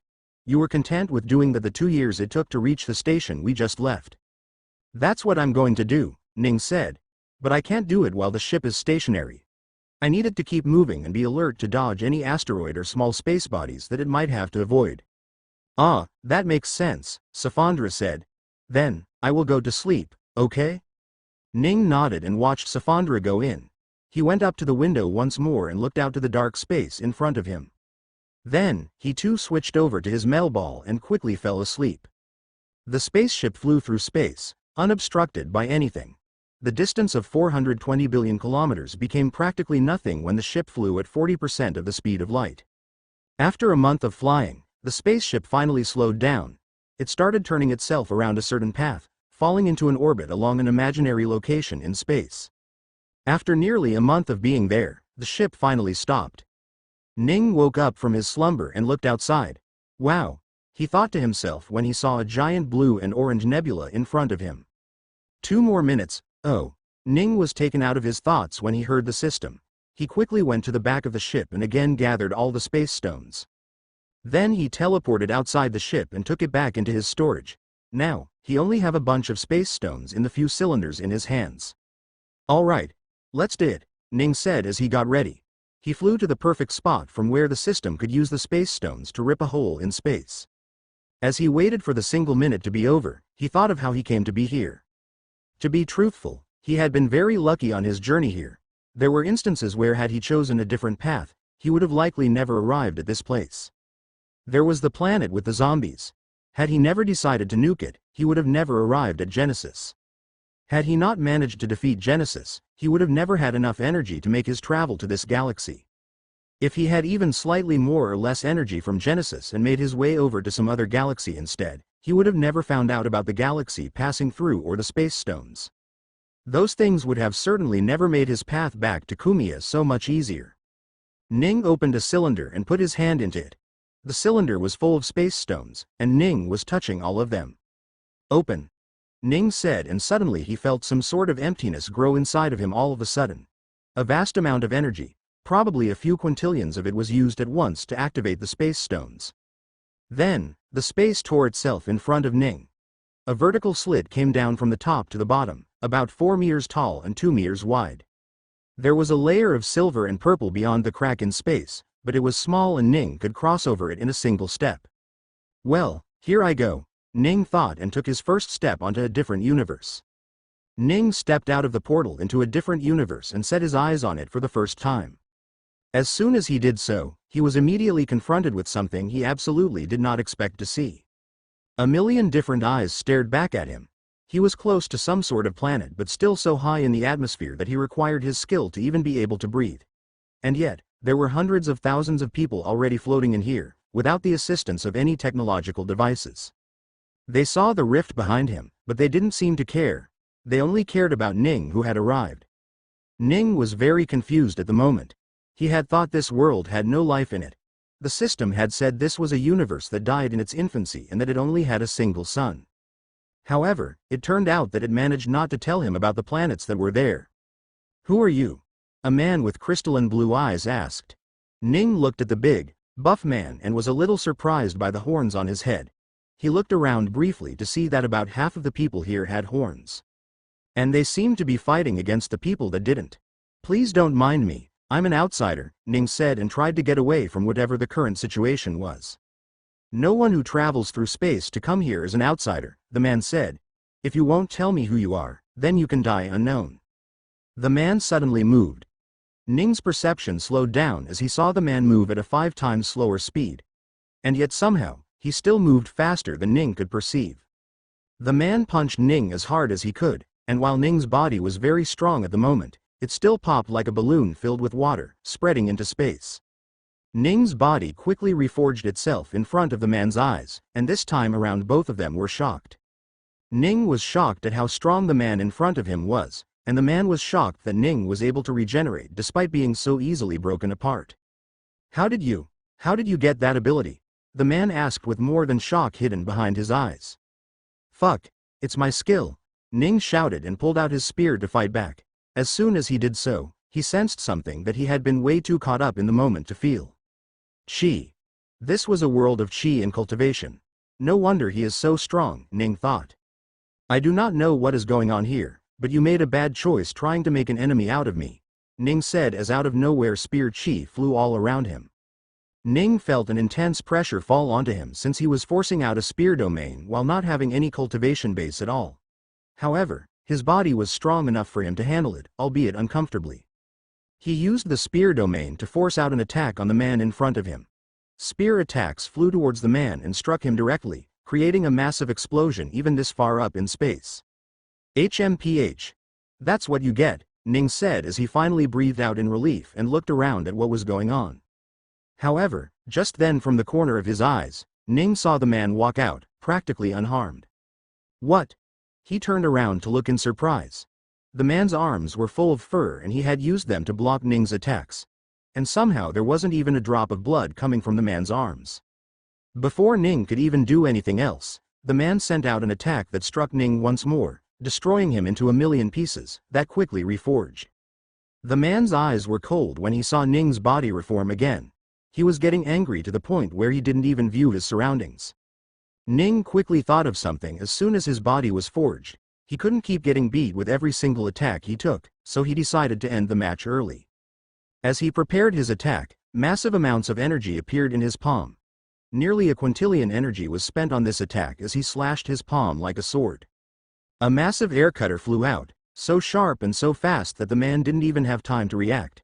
Before he knew it, Ning's attack had landed on him, carving him in half as his eyes went dull in his death. Phew. Ning sighed in relief finally. He looked around him at the fight that was going on. No, war. So many people were fighting each other. So many attacks being thrown around, so many abilities. And from what he could see, it was just about impossible to say who was winning. He couldn't help but wonder why they were fighting at all. Then, Ning saw something move in his perceptions and his vision shifted there. When he realized what he was seeing, he was shocked again. The man he had just used over a quintillion energy to kill was slowly regenerating half of his body to get back into the fight. What the hell? You can do that? Ning was surprised. How was he to kill a man that couldn't die? I will destroy your soul, the man grunted and came at Ning with a newfound ferocity. Screw this, he thought. System, get me someplace safe and without any people. Understood. Ning suddenly teleported and found himself in a desert somewhere far away with a clear blue sky and not as much heat. He finally felt relieved that he wasn't being attacked by a madman. However, just as he was feeling relieved, he realized something. Oh no, he thought as he looked around himself. The space stones are gone. Where did the space stones go? They were in a cylinder. Did I drop it? I must have dropped it when that man killed me twice, Ning thought. He had been so in the moment with his fight against the man with horns and furry arms that he didn't even realize that he wasn't holding onto the cylinder full of space stones. Damn it, that's my one way back, Ning thought. I need to go find it. However, Ning didn't immediately teleport back. He was still afraid of getting attacked by the man there, so he teleported over to his metal bead and only then teleported back. He arrived on the battlefield again and looked around. The war continued to rage, but Ning ignored it. He only wanted to find his space stones. Where is it? He asked the system just before he found it himself. A woman had found the cylinder and looked at it with evident greed in her eyes.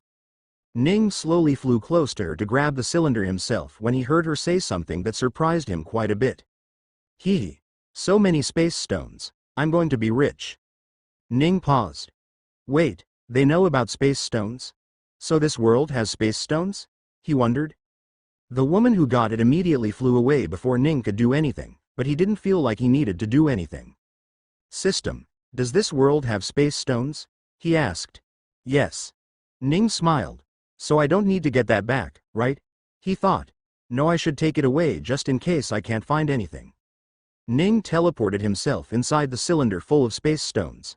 The woman noticed the change immediately, but before she could do anything, Ning teleported away with the entire cylinder, arriving back in the desert he had been to just before. He got back into his body and looked at the cylinder. Fortunately, he hadn't lost any space stones. All right, that's good, Ning thought and finally looked at his surrounding. He was currently next to a giant rock-filled region of a desert with the solid ground around him. He looked around and didn't find anything worth noticing. Finally, he called out Safandra. Are we here? She asked excitedly. This time, yes, Ning said. How long have we been here? She asked. 5 minutes maybe, Ning said. I died twice though, and nearly lost the space stone, so it was a long 5 minutes.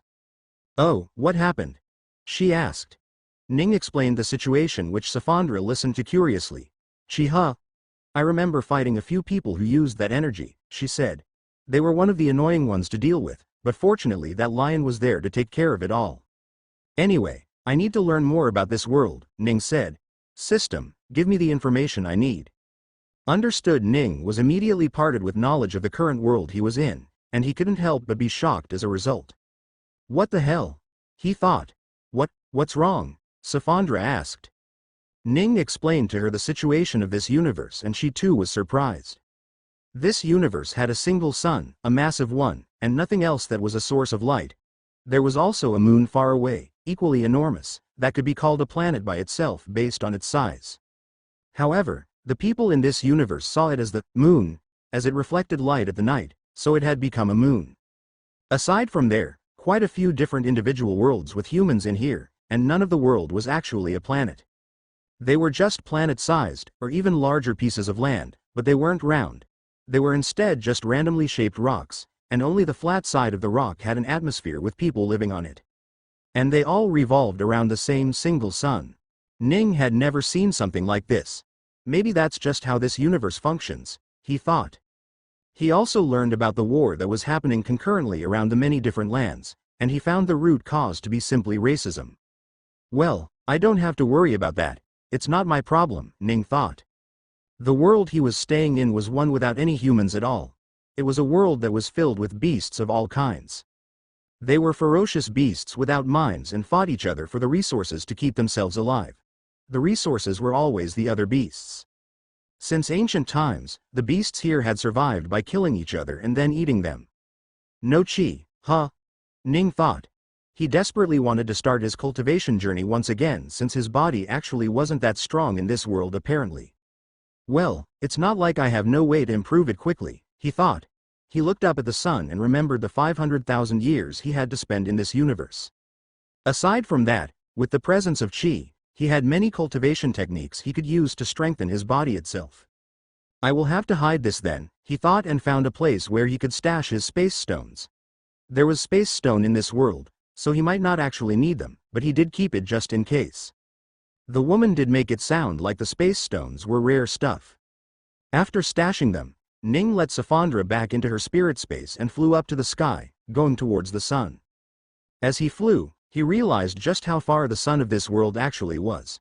It was billions of kilometers away, and the only reason why the sunlight and heat even reached the other lands was because of its massive size, which was easily hundreds of thousands of times the size of an average star in the other world.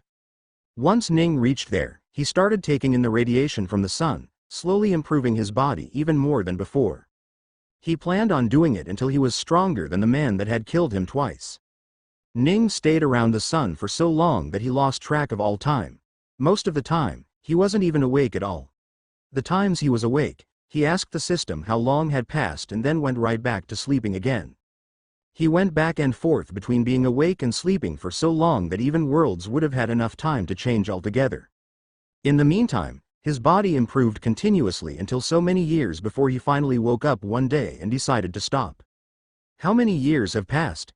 Ning asked the system. 245,353 years have passed. Ning wasn't even surprised when he heard that. He was surprised the first time he heard 10,000 years had passed, and maybe once when he heard 100,000 years had passed, but after that, he just let it be. After all, he had to spend roughly 500,000 years at the minimum before he could leave this place.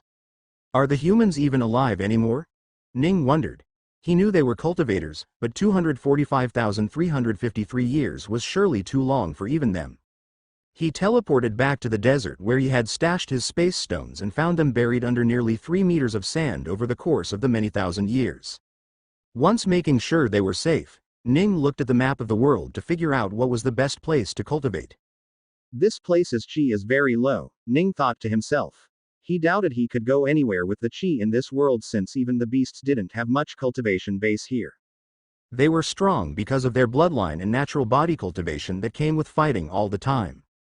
Ning wanted to test his newfound strength, so he flew up high and found some beasts that were fighting close by. He flew down towards the beasts and landed next to them. The lizard and the bull that were fighting each other stopped when they saw Ning arrive. Would any one of you like to fight against me? Ning asked politely. The beasts only made a low growling sound in response. Can you not understand what I'm saying? Ning asked. Do they not have intelligence? Such strong beasts usually had intelligence back in Kumiya, so he was surprised these beasts didn't. Either way, however, the beasts seemed ready to fight, so Ning didn't mind either way. The lizard attacked him to start, sending out its long tongue to strike at him. Ning prepared for the tongue to hit him on his naked body. When it did, nothing happened. He wasn't even pushed back at all. Aside from a few spots of the beast's saliva on his body, he was totally fine. Wow, I barely even felt the force behind the attack, Ning thought. He was so strong that the lizard was far beneath his strength now. The bull rushed at him and slammed its horns directly on his chest. As a result, the bull broke both its horns and its head started bleeding. Oh wow, I really am strong, Ning thought. He placed his palm on the bull's head and healed its wound. The broken horns healed too once he used the horns that were on the ground. The two beasts ran away in fear and Ning let them be. How strong were they? Ning asked. They had the strength that only an immortal transcendence realm cultivator could pull out. Immortal transcendence? Ning was confused. I don't think I've ever heard of that realm. Doesn't the cultivation realms in the immortal realm go low immortal, high immortal, full immortal, immortal saint, immortal king, immortal emperor, and finally immortal god? That is the case for most worlds, but this one is different. Because of the state of the universe, they have to go through an additional 3 cultivation realms, all of which do different things from the other universes. The cultivation bases all have their own function as well since Qi has just manifested like that. I see, Ning thought. Give me the new list and I can go. The system provided him with the list of cultivation bases, which surprised Ning quite a bit because of how many there were. Holy shit, there are 25 cultivation realms in this world. What the hell? Ning was surprised when he saw the list of realms. That is how people are forced to use Qi due to the stringent requirement because of the state of the universe. It isn't just Qi, even space and time is affected by the universe. I can see that, Ning thought as he looked at the list. To think one would have to go through so much before they can even start Qi condensation here. It took me just under a month in Kumiya, and that was why I was very bad. Anyway, I need to go to some other place. What's a world with not as many cultivators, but a good amount of Qi? Ning asked. The system told him a certain location and teleported away. It was weird for him to be able to teleport away so easily, but since none of these worlds were considered a planet, he didn't have the same stupid requirement where he had to either have a lot of energy or leave the place before being able to teleport away. Ning arrived at a different location, a world with a lot of forest from what he could see and very few humans in it. He wondered why that was, but then he learned from the system that it was considered sacred to many people and thus people rarely stepped foot in there. Well, I hope they don't find out I am here, Ning thought. He walked around, trying to find himself a location to sit down and cultivate, but just then he felt something. A familiar feeling returned to him as a wave of sense released from his mind going all around. Oh, Ning thought. I already broke through so much? Right, I did buy a strong automatic absorption technique, didn't I? Ning thought to himself. It had been a while, so he hadn't remembered that it was still active. I must have reached the peak of what was possible in that previous world, and now that I'm here I advanced to the next realm, he thought. He was surprised at how fast he was doing it, but then he also remembered how much it had cost him. If he didn't even have this much speed after spending over sextillion energy on it, then it would definitely be a scam. Ning no longer needed to cultivate now that he had the automatic absorption skill, so he walked around the place, looking at the scenery. Safandra came out not long after and stayed with him as he walked around the forest. Ning wondered what the significance of this forest was to make it so sacred to the people around here, but there was something more interesting he wanted to learn about. So, he started asking the system various questions about the world. All the different worlds here have chi, right? Ning asked. He had learned that the worlds that did have life in them, and the atmosphere did also have chi in some capacity. Yes. Then do they all have an origin? That's a lot of origins, Ning said. No, oh, Ning was surprised. Then only a few have them? No, none of them have an origin. Ning paused. What, then what has the origin? The sun? He asked. There is no origin in this world. Ning couldn't help but frown at the answer. He couldn't help but wonder how else the world could have chi in it if there was no origin to create it. Where does the chi come from? Ning asked. There used to be an origin in this universe long ago, but it has since disappeared. But the chi still remains after that. Oh, that works too, I guess, Ning thought. Safandra only listened to the two of them talk as she didn't know much about chi at all. She did understand about origin, but that too she wasn't completely understanding. What happened to the origin then? She asked after thinking for a bit. Right, what happened to the origin? Ning asked the system. When he heard the reason for the non-existence of the origin, he was shocked, to say the least. Even Safandra couldn't help but gasp with her hands clutched to her mouth in shock. The recounting done by the system had left them both speechless, as the story of the past was not one they would have imagined in their wildest imagination. The system didn't just explain why the origin didn't exist any longer, but it also went in depth into telling the two why the atmosphere of the world worked the way it did, and in some ways how that event had been the root cause of the war that had torn these lands for so many years. I see, Ning said. They were trying to do the right thing, but in doing so they failed. Good people rarely have anything good happen to them, Safandra said while she shook her head. Can things be changed back? Ning asked the system. He was very invested in the story he had heard. There is a way. How? Ning asked. The system gave him the requirement on exactly how one could revert what had been done. The easy way was for Ning to do it himself, but that required him to have so much energy that he would have to stay around for billions of years without question. Then the system gave him the other method. This method was very hard and was one that would not come to succeed without luck and fate working as one. They would need a cultivator of this world to take up the mantle of that which had fallen. The strength they would need would be enormous, and the cultivator also had to be the proper candidate. Ning thought of telling the current world about this knowledge of his so they could do something about it. However, when he remembered the current war-torn world and the reason for it, he shook his head. They would instead kill each other to be this very person, Ning thought. That would be a bad idea. I need to think of another way for people to learn this, but just the right people, Ning thought to himself. Then, he thought of an idea. At first, he thought the idea was stupid and was about to throw it away, but the more he thought about it, the more it made sense for him to do so. Ning thought of doing what he thought in this world, but then he remembered that this was a sacred place for a few people and thus not many would come here. So, instead, he needed to do it in a different place. The system found the perfect place for him. Ning disappeared from this world from the forest and arrived in a different world on a continent that was over 13,000 kilometers wide and 8,000 kilometers tall. It was a massive piece of land, and in it was a place that had remained untouched as of yet because no one had found it yet. A spatial pocket. Ning entered the spatial pocket with the help of his system and arrived in a wide world that was filled with water sources and vegetation of all types. However, Ning wasn't interested in them at all. He instead looked around to learn in general what he could do with this spatial pocket.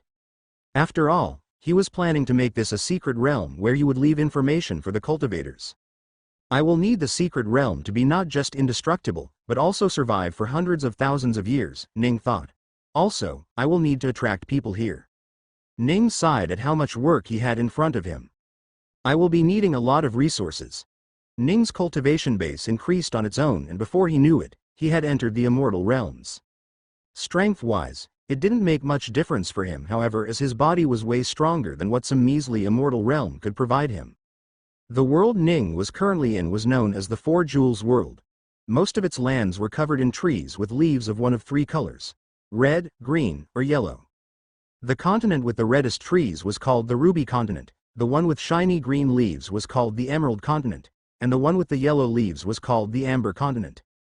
Separating them was a vast body of water that had come to be known as the Sapphire Seas. Because it looked like a piece of four-colored jewelry from high in the sky, it had come to be known as the Four Jewels World. Ning was currently in the Emerald Continent, which for all he understood was just normal trees with normal leaves. He didn't give much thought to that, however, as he had other things to do. There were three things he required, to be precise. He needed some materials to build the actual building inside the spatial pocket, which he would be using to hide the truth of the world he wanted to pass along. Then, he needed to gain some treasures. He needed things he could use to lure people into these locations, and random treasures were the best way to go. Since he wanted to keep it going for a very long time, he wanted to do it forever. Lastly, he understood that people wouldn't just come here if they never trusted his reputation, so, he needed some reputation. He didn't care if he was famous or infamous, as long as they knew his name, that would be all that he needed. Let's gather up some treasures for now and see how the people in the world live right now, Ning thought, and went to the closest city. Ning arrived in a city with massive barriers and floating lands. He was surprised for a bit but quickly lost it. "It's been a while since I've seen such a place," he said. "You've seen floating cities before?" Safandra asked. "Yeah, the southern continent of Kumia has quite a few of them," Ning said. "They had all types of cities, really." Ning entered the city and walked around. "What do we do now?" Safandra asked. "Well, this is a cultivation world, so the easiest way to do stuff would be to go to a restaurant, eat lavishly, and then have people follow you out of greed. Or you can go to a market and buy everything and have people follow you. Actually, going to an auction will have the same result," Ning spoke up. "Hell, what's up with the cultivation world and people following you all the time?" Safandra asked. "Can't help it. People like money," Ning said. "Although the other worlds aren't that different either, only the cultivation worlds are usually more brutal and thus force people into such tasks." "Is that so?" Safandra asked. "So where are we going to go first? A restaurant? A marketplace? Or an auction house?" "We are going to all of those places," Ning said. "What? Why all?" Safandra asked. "You want to gather all the various delinquents?" Ning chuckled a bit. "Of course not," he said. "What delinquent would follow a man with no money?" "Then?" she questioned. "We are going there because we are going to be the delinquents," Ning said with a bright smile. "It's time to steal from someone." "Why steal?" Safandra asked. "In case you forgot, we are absolutely broke. I have no money at all. We need to make some money somehow, and we need to make it fast. This is the easiest way," Ning said. "What about asking your little system? Shouldn't it be able to make money for us?" she asked. "Not here, I'm afraid. Spirit stones without any chi in them are never accepted as currency," Ning said. "Come on, we'll only be stealing from the rich young masters anyway." Ning and Safandra made their way to a market site in the city that was flying rather than the one on the ground, and Ning went around the place looking for young masters to rip off. The first two he found turned out to be using money given to them by their sects, but the third one they found was a bona fide young master who was buying everything that fell under his eyes using the excess money given to him by his father. "Goddamn, he's even using immortal-grade spirit stones while not being an immortal himself.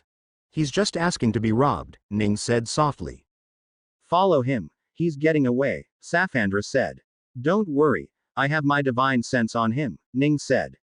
With how many cultivation realms he had crossed, his divine sense was dozens of kilometers wide, easily covering both the sky and the ground. "He's going to the ground," Ning said and quickly flew down. The young man was with guards, but they couldn't do anything to him at all even if they were immortals. Ning teleported over to the young man, grabbed him, and before any guards realized what had happened, he teleported away. Ning arrived in a forest somewhere south of the city and threw the young man to the ground. The young man had yet to go through the physical transformation that came with being an immortal, so he felt a sharp pain in his back due to how hard Ning had thrown him down. Who are you? Where am I?" the young man shouted the moment he realized he had been taken away. He tried to pull out a teleportation talisman from his storage ring, But before he could do so, Ning grabbed his hand and looked at the blue gem on it. Ooh, a space stone, he thought. It's already being used though. Anyway, I'll be taking this. Ning pulled the ring out and put it on his own finger. He then scanned the young man for any other items he might have on him. There was an amulet for his protection, armor too, and some sort of tattoo on him. Give me back my storage ring, the young man cried out. Sure, why not? Ning said as he looked at the storage ring on his finger. He sent a wave of chi into it and within moments he refined it to make it his own, rather than the young man's. He then pulled out every little item that was in the storage ring and laid it on the ground next to them. The cost of some of the items in this storage ring was enough to make kings go to war in some smaller kingdoms, not to mention the storage ring itself. And yet this young man had it on him without any care in the world. It's quite large too, Ning thought to himself. The storage ring was nearly the size of his own storage space. He took all the young man's items into his storage space and handed the storage ring back to the young man. The young man's face was a mixture of anger, hatred, and fear, but he quickly moved to grab his own storage ring. However, before he could, Ning pulled back his hand and looked at the ring for a bit. Come on, now. You know you can't have things for free, right? If you want your ring back, you'll have to pay me for it. What? The young man was speechless for a moment. That's my ring. Give it back, you bastard. You gotta pay it for it, or you can leave, Ning said. You. The young man stared dagger at Ning. You will die for this once my father learns about this. How will he learn it? Through that amulet of yours? Ning asked. The young man immediately moved to protect his amulet, and Ning let him be. Instead, he crouched down next to the young man and said, Hey, who's your father? What? The young man asked. You said your father will kill me if he finds out, right? Then he must be a big man. Tell me, who is he? Is he the mayor of the city? Or someone big from some sect? Ning asked. My father is the head of our prawn family, the young man said proudly. Ning shook his head a bit, thinking he had heard something wrong. Prawn? Your family name is Prawn? What's your full name? My name is Prawn Bluetail, son of Prawn Greenhorn, the young man shouted at Ning to threaten him with his family background. Ning burst out laughing when he heard the name. Wait, he clutched his stomach as he found it hard to stop laughing. Your family name is Prawn? And your name is Bluetail? And your father is Greenhorn? What the hell are you naming yourself? Ning couldn't stop laughing at all, and even Safandra laughed out loud while hiding inside Ning's robes. What's so funny? The young man shouted at Ning, but Ning couldn't stop to speak at all. In fury, the young man clutched the amulet on his chest and called for help. Within seconds, a divine sense fell on Ning and the young man. Ning felt his own cultivation base tremble at the presence of the one that was coming. However, he didn't cower. Instead, he could only smile. A big, buff man in a green robe with a thick mustache and beard landed in front of Ning. Not long after, a few more men landed behind the man and looked at the young man behind him. Father, help me, the young man said as he stood up to run up to his father, but Ning grabbed onto the young man before he could get too far away. Greetings, he spoke. I assume you are all from the Prawn family? He had to hold his laughter back while he asked. Unhand our young master, you fiend, or we will kill you right there, one of the men said. Sure, Ning said, but you'll have to pay me for it. Just at that moment, the man at the forefront moved towards Ning with incredible speed. He had a cultivation base that was an entire realm above Ning's own, so his speed was not one Ning could produce with his own cultivation base. However, he did have his own super speed skill, and with that, he moved away from the man before he could grab the young man. The man stopped where the young man previously was and looked at Ning a little further away, still clutching onto the young man. Father! The young man shouted. Aha! So you're Prawn Greenhorn, Ning said. Let's not get so hasty, now. You don't want to hurt your son, now do you? Who are you? What do you want? The man asked in a gruff voice. Payment, Ning said. Pay for your son, and if he had anything important, pay for that as well. You expect me to pay you for something that is already mine? The man asked. I expect you to pay me for something you care about, or, at least I hope you care about your son. Otherwise, this might be an awkward moment for little Bluetail to find out. The man judged the situation carefully. How much do you want? The man asked. Ning thought for a moment as well and consulted with the system to learn about the finances of the Prawn family. 40 divine grade spirit stones. How's that for your son? Ning asked. Do you really think I have such a large amount of money lying around? The man asked. I do actually. You did earn quite a bit of profit by exploiting those poor miners in the Threlfall mines up north. 40 divine grade is but a fifth of what you made from those mines, Ning said. But don't worry, I have other things to sell you for the rest of that money. Come on, bring out those spirit stones.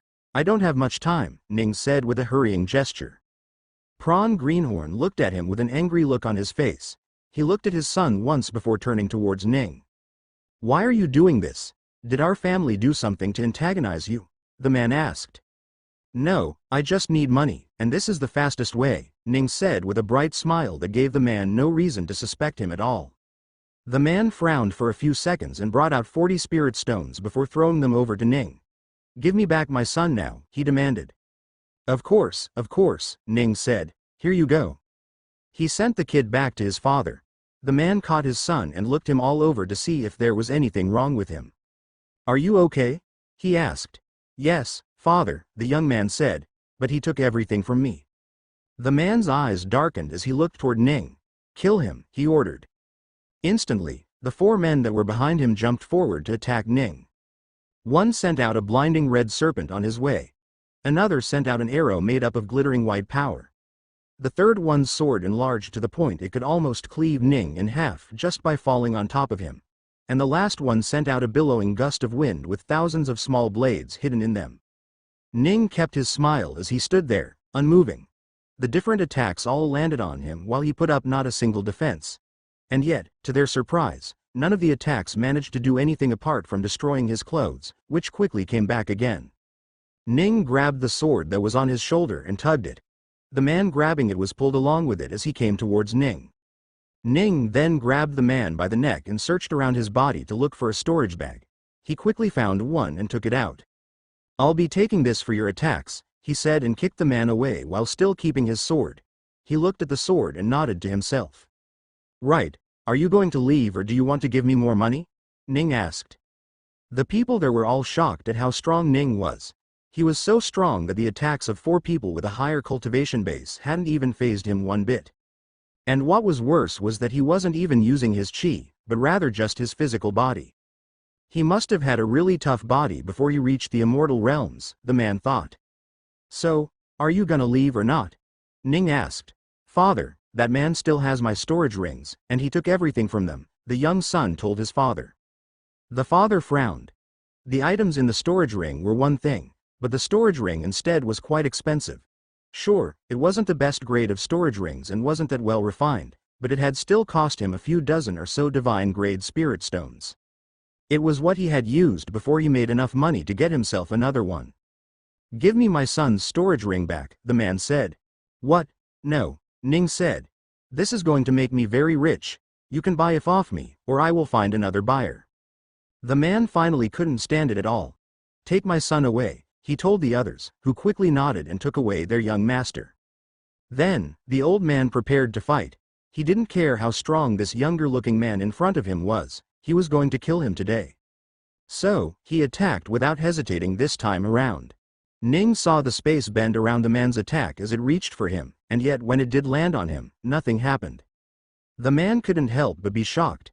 He hadn't thought much when Ning had survived the attacks of the other 4 because they weren't that far higher than him. However, he was. He was in the divine realms, a realm that was entirely different from the immortal realms, and yet he was still not able to harm him at all. Seriously, you really do want to make me rich today, don't you? Ning asked with a bright smile. He suddenly teleported and arrived in front of the man. The man reacted, but somehow Ning was faster than him. He grabbed the man's left arm with both his arms and ripped it apart with his raw strength. The man was pushed back, reeling in pain, but he quickly got back up as his hands stopped bleeding. As soon as he had some free time, he could cultivate it for a bit or eat some pills to regenerate it, but in the midst of the battle, he couldn't do so. He looked at Ning with fear this time around. Ning turned to look at the man and gave him a mocking smile. And for attacking me, I get to keep your storage ring, he said as he picked the ring away from the fingers on the torn-off hand. Go, we are done here, Ning said, unless you still have more things to give me. The man grunted for a bit. What's your name? He asked. Ning Ruigong, Ning said without hesitation. Bring your friends next time if you want some revenge. I will be in the city for a few more days. The man noted his name and turned around to leave. Ning watched him fly away and smiled at his newfound wealth of his. That should be enough to kickstart my plan, he thought to himself. He then walked back into the city to buy himself a place and the various resources he would be needing for the secret realm he was going to be making. Ning's plan was simple. He wanted to gather up some resources to build the interior of the secret realm, some treasures to lure them in, and then some reputation to make it worth it. He could have the first of the two easily, but the third one was hard, so he had decided to go about it in his own way. Along the way, he could also fulfill the first and second plan without having to use system. The many spirit stones Ning had gotten from the prawn family were used up to buy many different types of treasures for his secret realm. There were a few that tried to rob him, but he robbed them instead and used that money to buy some treasures too. Then, with almost no spirit stones with him, he walked back out of the city and near the gate planted a post with something written on it in big, bold letters. Anyone who can defeat me in a battle will get whatever skill or treasure they want. Ning pulled up a chair and sat down as he waited for the people that were going in and out of the city to come up to him. The people did give curious look towards him after seeing the words written on the post, but no one actually came up to him. Do you think they will come? Safandra asked. I can only hope so, Ning said. I might have to put on some show to prove that I'm legit though. He thought about doing something, but decided to wait and see for now. He would only go with his plan in the most extreme of conditions. He had stopped his cultivation halfway through the immortal realm in hope of getting more people to come for him here. He had to make a reputation for himself for sure. As he waited, a young woman who saw his post came up to him and curiously looked at him. What does this mean? She asked. What do you mean? I don't remember using any hard-to-understand words, Ning said as he pointed to the post. Exactly what it says. No, what do you mean by any skills and treasures? You certainly don't mean any, right? She asked. No, I do mean any, Ning said. The girl thought for a moment and looked at him skeptically. Any? She asked to confirm. Yes, any, Ning said. She thought to test him. Do you have the Fiend's Thousand Daggers skill? She asked. I do, Ning said without hesitation. Prove it, the girl said. Ning pointed back on the post next to him. Only if you defeat me, he said. The girl hesitated for a bit. She had only come here due to her curiosity and thus had no plan on fighting. Besides, this was such a shady situation that she simply didn't want to waste any spirit stones here. I'm sorry, I don't have any spirit stones to spare at the moment, she said and turned around to leave. When did I ask for spirit stones? Ning asked her back. The girl stopped and turned around. She glanced at the board once again and realized that he wasn't asking for any money to start of the fight at all. You take nothing? She asked. Nope, Ning shook his head.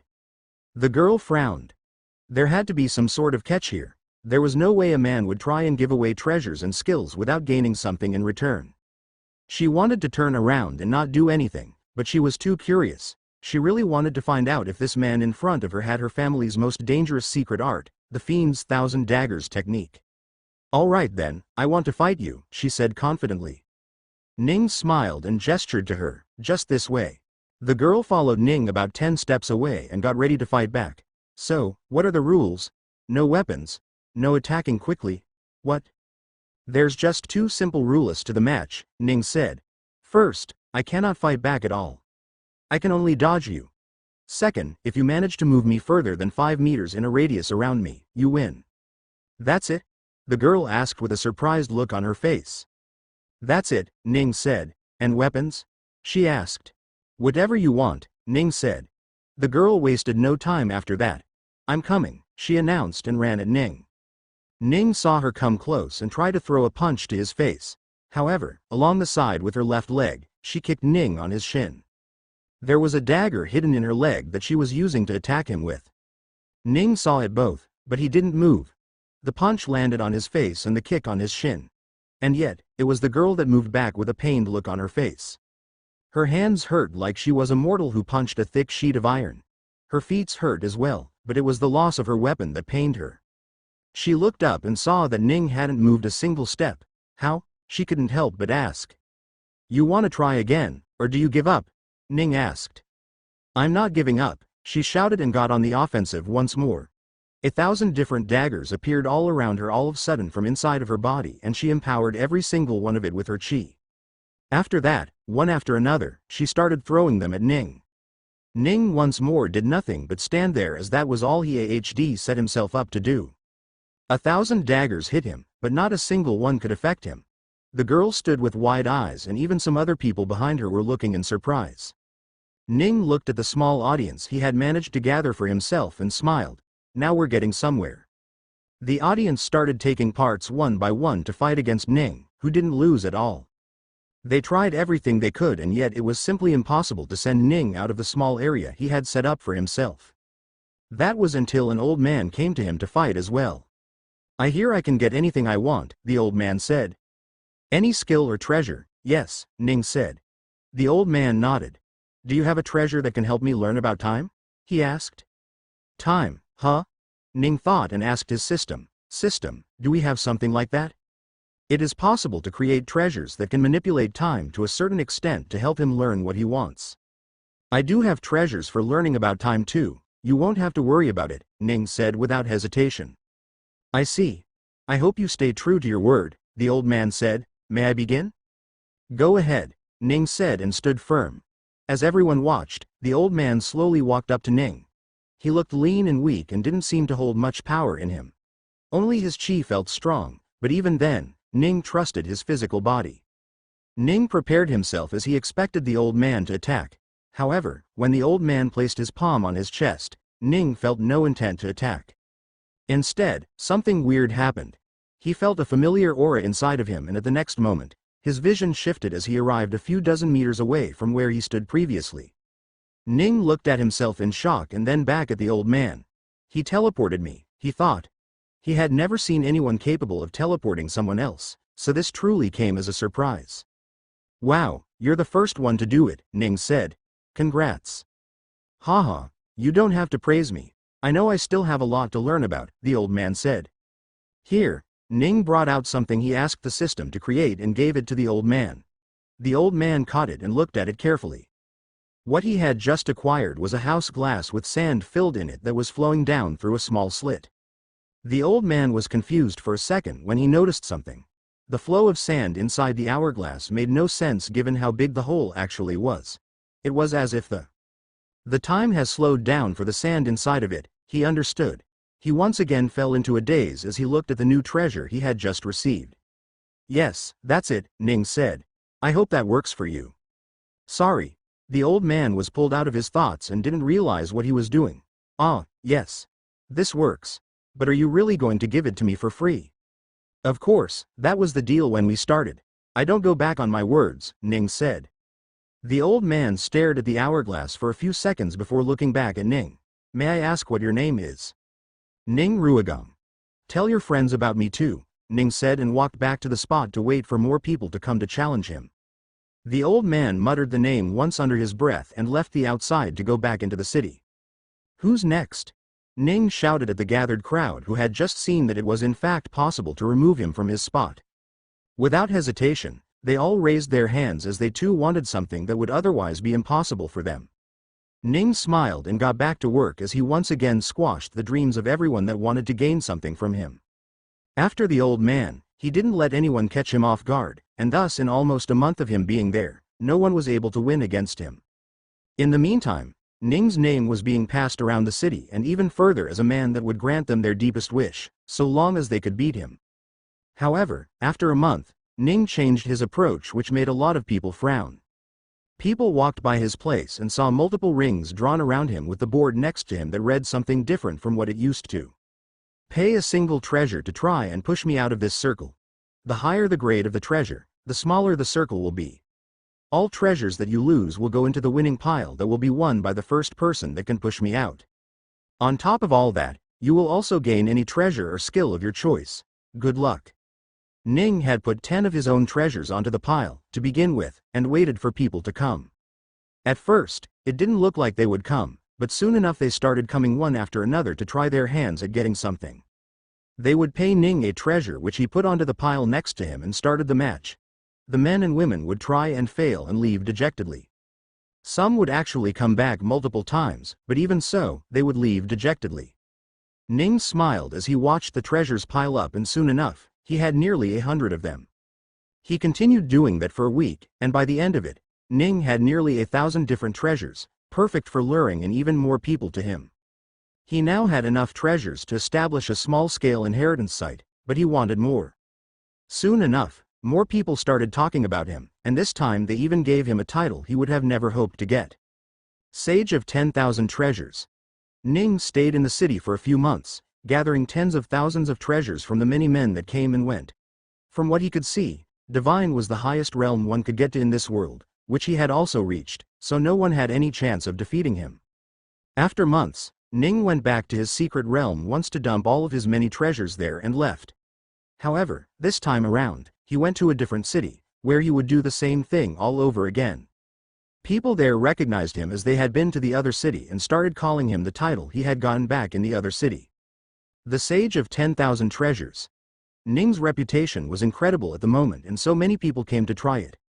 Without even having to do anything, his work here was a massive success. People basically handed him their treasures so he could take them. After a few months of staying here again, Ning left. He went around the Emerald Continent and in just a few years made a solid name for himself. Ning's reputation went far and wide, just as he had hoped to do. That came at a cost, however. Since he was now popular, people knew better than to wager their treasures against him. Time to go to another continent, I suppose, Ning thought. He wondered which one he should go to first, the Ruby or the Amber Continent. The Ruby Continent had an easier way to go to appearance, but it didn't matter to Ning as going anywhere was easy for him. So, instead of using the teleportation formation that helped anyone travel anywhere, Ning instead just teleported away to the Amber Continent that was far away. His plan was that he would spend a dozen or 2 years here, and by the time he got to the Ruby Continent, they would have forgotten what little they had heard about him. In this way, he could put himself at a massive advantage to receive more treasures when he got there. So he did just that and restarted his thing all over again. The people in the Amber Continent had no idea about him, so he stole a lot of treasures here too. There were also many people that tried to take advantage of him by stealing the treasures while he worked, so he either crippled them or killed them all out. Whether it was delinquents, young masters, or a corrupt law enforcer, Ning always did his best to no discrimination among the three and stole from them equally. He also stole from those that came after the three to save them. Those were the times he truly earned a lot. Even then, whatever he earned, he brought back to the secret realm to help build it up. A few more years went past and Ning returned back to the Ruby Continent. His time on this continent started off easy, but soon enough, people recognized him and as such he could no longer get the treasures the usual way. With no choice, Ning had to change his ways. Instead of taking other people's treasures, he decided to make his own. He used the system's help to do so for most of the treasures, as with over 655 billion energy every single day, Ning had more than enough to just throw around. Still, he didn't make any treasure with less than 1 trillion of energy in total. It only required a few days' worths of energy anyway. In the meanwhile, he also took up artifact forging and started making artifacts of his own. He knew a bit about making artifacts as Ely had taught him just as much, but he also bought some knowledge from the system, and soon enough, he was making artifacts to rival the ones he got from the system. Instantly, Ning became a very popular figure in the Ruby Continent, and even the greatest of Divine Realm cultivators came to get treasures from him. Ning accepted their orders and made them their artifacts. He needed the spirit stones anyway. New names started popping out for him that called him various things, but one old one stuck to him once again: the Sage of 10,000 Treasures. Ning continued making treasures that were one of a kind, and very soon his reputation transcended even the three-jewel world itself. Ning was working in his own shop, making a lantern for someone when a person appeared out of nowhere. The people that Ning had employed went to talk to him to see what he wanted, but to their surprise, the man only wanted him and him alone. He was also very rude to them and acted all high and mighty. The man all but demanded Ning arrive in front of him immediately, but Ning took his sweet time, making the lantern the best he could. After 30 minutes of his work, Ning finally finished working, and then, he took another 30 minutes of rest just to spite the man that had arrived at his workplace. Finally, Ning walked out to the fuming man and asked, "How can I help you?" "Is this how you treat your customer? By making them wait for an hour?" the man asked. "Yes, that is usually how we treat them. The longer they wait, the more valuable the guest. Most people only have to wait around for 5 minutes, but you waited for an entire hour. You see how much we appreciate you, Ning said with a genuine smile on his face. The man got confused for a bit, unable to tell whether or not Ning was serious. In the end, he couldn't see through the obvious sarcasm and started speaking. So, are you the sage of 10,000 treasures that can make any treasure in existence? The man asked. Who's asking? Ning asked as he looked at the man up to down. I am Fire Grim, the man introduced himself. You can also call me the Sword God. Sword God? Ning turned around to look at the man. Is that a cultivation realm you've reached? What? No, it's my title, the man said. How have you never heard of a god before? Well, the last person that called himself a god died by my hands, so forgive me if I'm not really interested in you, Ning said. Fire Grim's eyes narrowed. You've killed a god? He asked. Yes, Ning said. But he didn't elaborate on it. It would be hard to elaborate on Genesis without going into more detail about what he was. Whatever, it doesn't concern me, the man said. I am here to recruit you. Will you come with me? Recruit me? Ning gave a confused look. For what exactly? What do you mean what? The war, of course, the sword god said. Ah, right. I forgot it was still ongoing. Just how long do you guys plan on continuing this war exactly? Ning asked. Until the demons are dead, of course, the sword god said. Ning shook his head. You haven't seen demons, he said. Anyway, I'm not interested in your war. Please go back. Why not? The sword god asked. Well, if you're not interested, then help me make a sword. Oh, now you're talking, Ning said as he curiously asked. What sort of sword do you want? I need one that can kill the demons. Especially one that keeps coming back no matter how many times I cut him down, the man said. What? Ning's eyes narrowed. I asked you what sword, as in the shape, size, and material of the sword. I'm not going to make you a specific sword to kill the demons. Go ask other people for your murder plot. I don't have the time. Bastard, are you denying me? Do you not realize who I am? The sword god asked. I don't care, Ning said. If you really want a sword made, give me the shape and size and I will make one for you. The sword god frowned for a bit and remembered something. I heard you used to fight to give people what they want. Is that true? He asked. That was centuries ago, Ning said. I don't do that anymore. Come on. Fight me. If I win, make me the sword I want, the sword god said. If you do, I will even bring up the topic of you becoming the artifact god. That title will be worth a lot more than the sage title you have right now. I'm not interested. Please leave, Ning said. The sword god watched as Ning turned around to leave. Ha! I had heard the sage of 10,000 treasures was a brave man that wouldn't hide from anyone. It turns out that it was a lie. To think you would be such a coward, the sword god said. The workers that were working area had already stopped the moment they realized it was one of the well-renowned gods that had appeared in their workplace. And now that he had called Ning a coward, they wanted to see what their employer would do. Ning turned around to face the sword god and chuckled. Was that you trying to get me angry? He asked. I'm sorry, I'm way too old to be riled up by petty words. Do keep trying though, I wish you success. The sword god was getting angry, but his words weren't reaching Ning at all. If my word won't reach you, then my sword will, he said. A sword of golden light formed in front of him as he held it in front of him. You will do what I say or I will destroy this little establishment of yours, he said. Ning turned around. Why are you like this? Can't you just leave? Why do you have to ruin people's livelihood? He asked. I don't want to, the man said, but I will since I have to. You don't have to, Ning said. You leave me no choice. You are trying to ruin my reputation by refusing to work with me. I have to protect it and I can only do so with this sword, the sword god said. Ning sighed. Fine, go ahead, he said as he walked back toward the man. Attack me. The sword god hesitated. I don't want to hurt you. Get away, he said. You can't hurt me, Ning said. You are too weak to do so. What? I am weak? He asked. Very, Ning said. I've seen mindless beasts stronger than you. You are nothing. The sword god did not hesitate to attack. Even if there were people behind Ning, or in the vicinity, he used his full power to attack Ning. The sword he had created caused the world to dim as it came down trying to cut existence itself.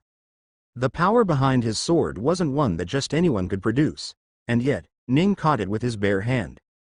The massive energy that was strong enough to destroy the city was stopped with a single bare hand as Ning grabbed it before it went anywhere. You crazy bastard. You really were trying to kill me. Ning's eyes turned cold. He grabbed the sword in his hand tighter and it splintered into 100 different pieces of golden light as it drifted away into space. Then Ning put as much power in his hand as he could and punched the sword god in the stomach. The sword god's body was instantly destroyed as his immortal soul came out of the dead body, both confused and horrified at what had just happened. You killed me, the soul spoke out loud. The many people all around them looked with clear shock in their eyes as it only registered to them that the sword god had died. Next time, make sure to have the strength to back your words, Ning said and grabbed the storage ring that was amongst the pile of meat. I will be taking this for your insolence here today. Don't ever show your face in front of me again.